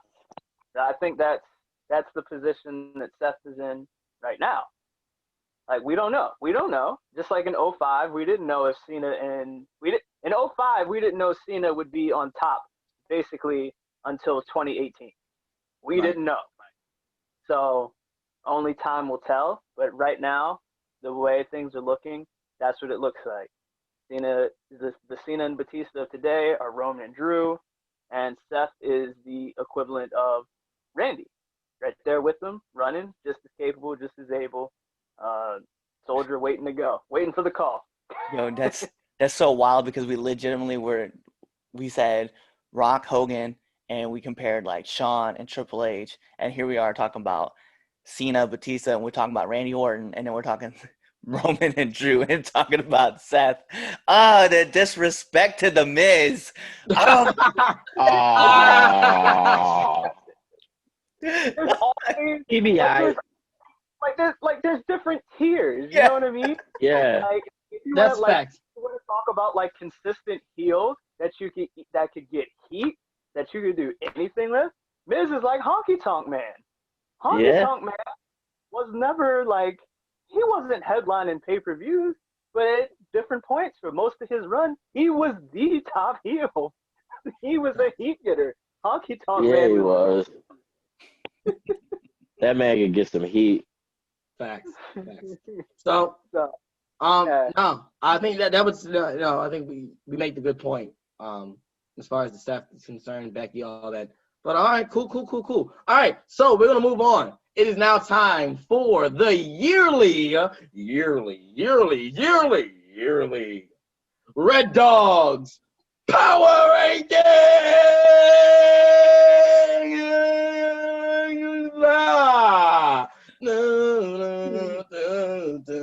Danger zone.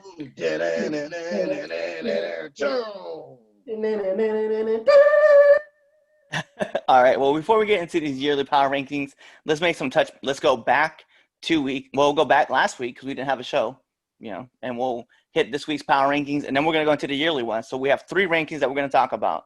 All right. So let's jump into November 22nd. So that would have been the week of November 22nd. Number 10, I wanted to start off with the Raw team. I mean, it's crazy to watch somebody go in and just sweep an entire roster. It's been crazy. And then my phone shut off on me. So I don't have the rest of the roster because my battery died. Wow. So, yeah, low key. That's like how it happened right now. Yes. Stall for time. All right, so we're gonna move on over to our live chat here. Let's see what we got going on here. Oh, okay. So Amanda, of course, Amanda's here. Miz bothers me. Oh, I think that he's doing his job then. Like, because Miz bothers me too sometimes, but I appreciate, yeah. Miz is probably, in fact, one of the most consistent heels. He's a heat magnet, most definitely, like Honky Tonk Man. You can put him in anything, Miz can get some heat. yeah, like legit. If for some reason Vince woke up and was like, let's make Miz WWE champion, it would work, and Miz would kill it. That's facts. Yeah. And I guess you can say we're waiting for that to happen. Miz is, definitely holding that Money in the Bank briefcase. Oh, my God. For some reason, I think he's going to cash in and lose, and it's going to be John Morrison's fault. And that's going to lead to this Oh, split. God. Don't make me I can only fucking hope that happens after WWE's bad writing. Like, Oh, God, here he goes. I get that vibe because we're so close to WrestleMania season, and I just don't see Miz factored in that way right now.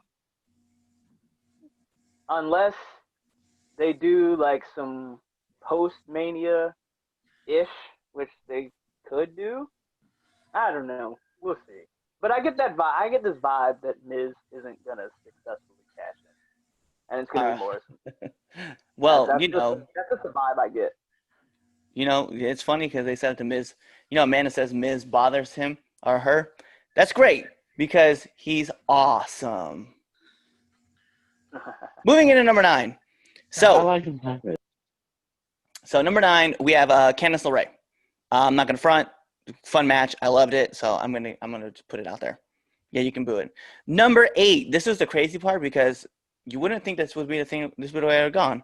Retribution moves in at number 8 for beating the Raw team. So, Number 7, Brian Cage and Ricky Starks. Let's be NXT or AEW was just killing it. NXT didn't have like really anything that was going to match with that. Number 6, we're going to give it to Bray Wyatt because, he's the man. Number 5, this was a tie. And I got to give it up, man. Serena Deeb is amazing at her job. She's been doing greatness.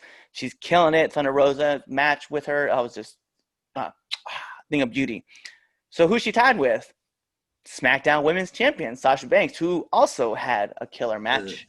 So I had to give it up with that Asuka match. I was hyped. Number 4, this is gonna be so crazy to look at this list back over again. Number 4, got to give it up to the New Day for coming in. Day. Yep, beating the Hurt Business, which leads to the number 3 team, who beat the New Day at Survivor Series. The Street Profits coming in because they wanted to smoke and they got it. Number 2, got to be honest, this was actually a fun match to watch, and I'm glad that we got what we got out of it. So, Pac, you are number 2 on our list. I'm glad to see you back. Number 1, this was a tie, and I have to be honest, and I'm going to tell you the first person, right? Roman Reigns wins this. He's number 1, right? Survivor Series match, we talked about it. It was fire with Drew, okay? But who is he tied with? Well, he's tied with the team, and I changed. I know I don't normally do this, but I changed the rules a little bit because it was their last match on Impact, and it was really fun to watch. So with the Rascals and Rich Swann tearing down the roof in Impact Zone, I definitely had to give it love, and I thought it was cool to like watch them say their goodbye. So I was all about it. Moving into November 29th, we have Bobby Roode and Dolph Ziggler from SmackDown because, they beat the Street Profits. Number 9, this was actually a match that was suggested to me because I kind of missed Dynamite, but I do have my good friend to tell me. So Butcher and the Blade make this list at number 9. So we got to give it up. However, at number 8, we got to be honest because there's some new kids that are on the block that are doing some great things on AEW. They just got beat by a veteran staff, so TH2 moves in at number 8. I like the hybrid too. I'm not even front. I'm not even partial. So I really number thought 7. you were going to say Top Flight. Like I really thought you were going to say Top. Me Well, too. they didn't win. No, they didn't win. They didn't win. I mean, they deserved the spot. I mean, it's nice of Tony Khan to remember that Jack Evans and Angelico worked there. That's nice. Exactly. That's always. I want to give number 7 to Crazy Steve for his win over Rohit Raju. Number 6, let's be real.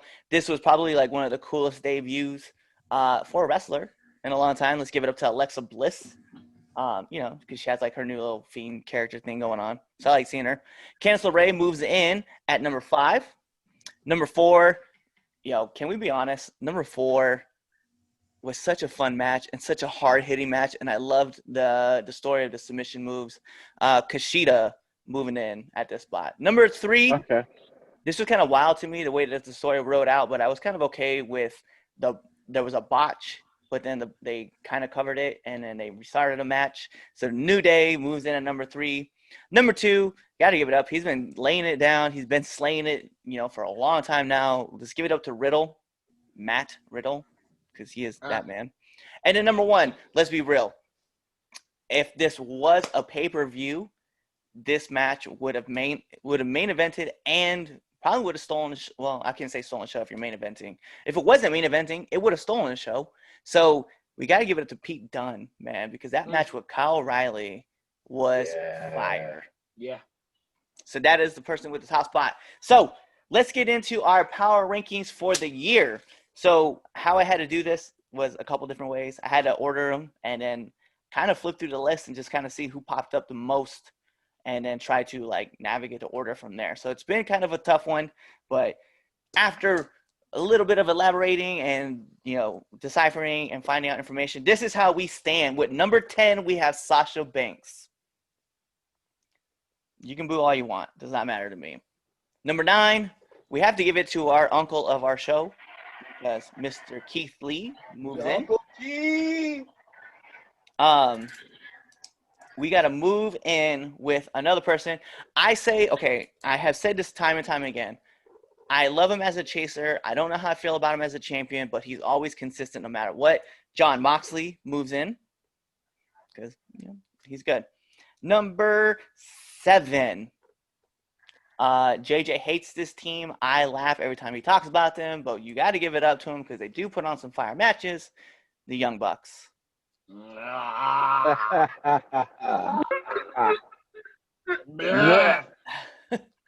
Number 6. Let's be real. They are the best trio.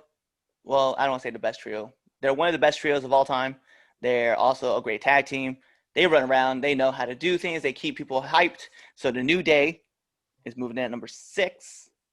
However, you're going to have to give it up to the best tag team that did it in WWE and AEW. FTR is at number 5. Number 4, his name just carries weight, and I see him all over the board on my board, so it's been crazy just to see him. And, according to the rankings and the way that the power rankings were worked out, Chris Jericho moves in at number 4. And the next 3 spots, man, are going to probably be debatable, and people are probably going to get upset because at some point you would think AJ Styles makes this list, but he did not make this list. And here's why. Number 3 was Johnny Gargano. Johnny Gargano has had match after match after match. We've talked about it on him. We've talked about him being on here time and time again. He is on this list. Number 2 would be our female wrestler that we've talked about being on the show and how she's been doing great things and having great matches, Io Shirai. And then number 1, the one person that even Chaz talked about being his number 1 male wrestler of the year. Hey, man, Cody makes the list. You know what, Cliff? I like your list. When you initially said AJ Styles wasn't on it, I did have that reaction like, whoa, what? How could this be? But I had to think about it. Other than the Boneyard match, what has AJ Styles really, really done this year? Nothing. He led And the Team answer? Raw to victory. That's it.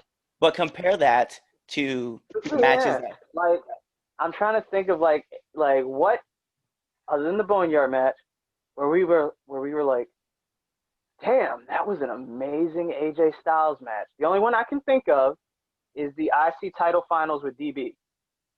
Money in the Bank. I will tell you this, right? There's 4 matches that I would think about. The Raw match was one of them, right? Survivor Series. I loved the IC match with DB. I also liked Riddle and Styles when they competed. Like, he had good ones. Good ones. No. But in reference to the top 3, right? We've Gargano, right? Always he tears on the house. Io Shirai had great matches. And then when you look at Cody, like Cody was bringing in unnamed talent.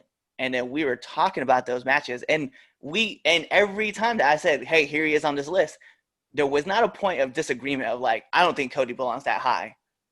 So to have Cody as the top wrestler on the power rankings, like, yeah. Here's it. No, I like the ending of it. I think everyone that was in your top 10 for the year were in a bunch of big things throughout the year. So that's solid. Like, even the people that I don't like. Yeah. Chaz is over here mad. Chaz is mad at you because you didn't put Rio in that top 10. Absolutely. Really? Fuck not. well, hold on. Wait, before we go into the joking side of things and talk about his love of Rio, like, notice that Drew's not on the stop. You notice that Drew's not on the list. Randy's not on the list. Yeah. Like, and Randy has had phenomenal matches. Like, we talk about the WrestleMania one, the greatest match ever, Yeah. He's had the great matches with Drew. He had, what I mean? Like, there's been, like, great, but here we go back to what we're talking about. Like, consistently, though, the guys that are on the list have just torn the house down. Yeah. The men and women on the list. Let me put it right. The men and women on the list. Rhea Ripley's not on the list. No, she's not. Yeah, there were some notable exceptions. And it's not that they had bad years. I agree. But, yeah, with the consistency. week to week consistency. Yeah, I get it. I agree with your list. I like your top three. Wow. Top three isn't bad. It's not bad. It's not bad at all. And also, just to put out there, Tommaso Ciampa didn't make this list. I know. I was surprised about that one too. Oh yeah. Well, it's been an interesting 2020. So. Oh, by the way, also, did we not? I just want to put another noble name that we did not mention on here. Adam Cole did not make this Yeah. list. Yeah. Oh yeah. He didn't. Yeah, 2020, crazy year. So. 2020. All right, flip over the power rankings for the past 2 weeks and the yearly power rankings. So, yeah, we've reached that point, guys. We've been sitting here and chit chatting for almost 2 hours, 2.5 hours. Y'all wasted 2 hours of my life. What the fuck? Please, two Like years out of zero this. zero zero zero zero zero zero zero zero zero zero one of your life. Look. Every second Age, counts. you still have plenty of life left. I still need to cherish every second I I got. don't know about that, Chris. He is 10 million years old. Yeah, he's got at least another 8 million. All right, well, let me enjoy that 8 million, damn it. Anyway. God, I've talked to y'all longer than I would like, just to let y'all know that. Yeah. We love you too. Hey, happy If you holidays, did, you wouldn't Damien. have bothered me for 2 fucking hours, now would you? Well, that's why we bother you, because we love you. Exactly. Damien, say So- happy holidays. Fuck you and the holidays. Anyway, with that being said, all jokes aside, though, shout out to the 3 Count Podcast for a very successful debut season. Like big ups. We've reached an international following, which is crazy to say that happened in like legitimately a year. We got 2 shows running under the 3 Count Podcast brand, the debate show, and also Now Into the Ring. And we got a 3rd show coming real soon, next year, returning to the ring. So, shout out, because this is crazy. I just want to thank all of you, really on here. I know Josh did all his little emotional crap in the beginning, but thank y'all for sticking with me, and sticking with this crazy idea I've had for literally a year. This originally started with just me, Cliff, Idol, and JJ, and we added Lou and Damien blackmailed his way onto the show. It's been fun. This is absolutely fun. Don't think that we don't have fans, and that's the crazy thing. You can't forget Jeremy either. Oh yeah, you're right. Cannot forget Jeremy. You're absolutely right. I cannot forget Jeremy. Hey, how did you forget about him? Well, I got you, Chaz's dad. I got you. Hey, he's not here. Out of sight, out of mind. He went to get milk. Get milk. He'll be back. I know, right? Yeah. But no, yeah. Get Also, milk. yeah. Shout out to Jeremy Showtime Grimes, though. Dead ass. But thank you guys for just sticking on this crazy idea of having a debate show about wrestling. Shout out to you guys. Shout out to Cliff. Cliff, Cliff doesn't get a lot of credit that he deserves. It may look like I run this show, and as far as the 3 Count Podcast is a brand, period. It's Cliff's. This is legit Cliff. I'm just the figurehead. So this show wouldn't be even here. So he's Congress and you're the president. Exactly. He's most definitely Congress. I was just thinking that. He's the most Senate definitely and the Congress. House. He is there. No, I yeah, he's see there. that, He's there. but- But no, shout out to Cliff, right? For being, sticking with this crazy idea. It's like, hey man, I want to start a podcast. You want to be on it? Yeah, sure. And that was, almost a year ago, officially a year ago. But shout out though, on that day, that is December the 17th. Am I right, Cliff? Yeah, December 17th. Yep. Yeah, December 17th. Me, Cliff, Idol, and JJ will be doing a watch along. It's the OGs. I'm gonna have a watch along. Vote. Make sure you vote for which pay-per-view you want us to watch while we bullshit and talk about this crazy here of the 3 Count Podcast. Right now, Halloween Havoc 97 is in the lead. The top choices there is a link. We will also be posting that link throughout until the that day. Halloween Havoc 97, No Way Out 2004, SummerSlam. Oh god, I can't think of the other one. Hold on, I gotta put my notes out. Wait a minute. Halloween Havoc 97, SummerSlam 05, Money in the Bank 2011, and No Way Out 2004. Right now, Halloween Havoc is in the lead.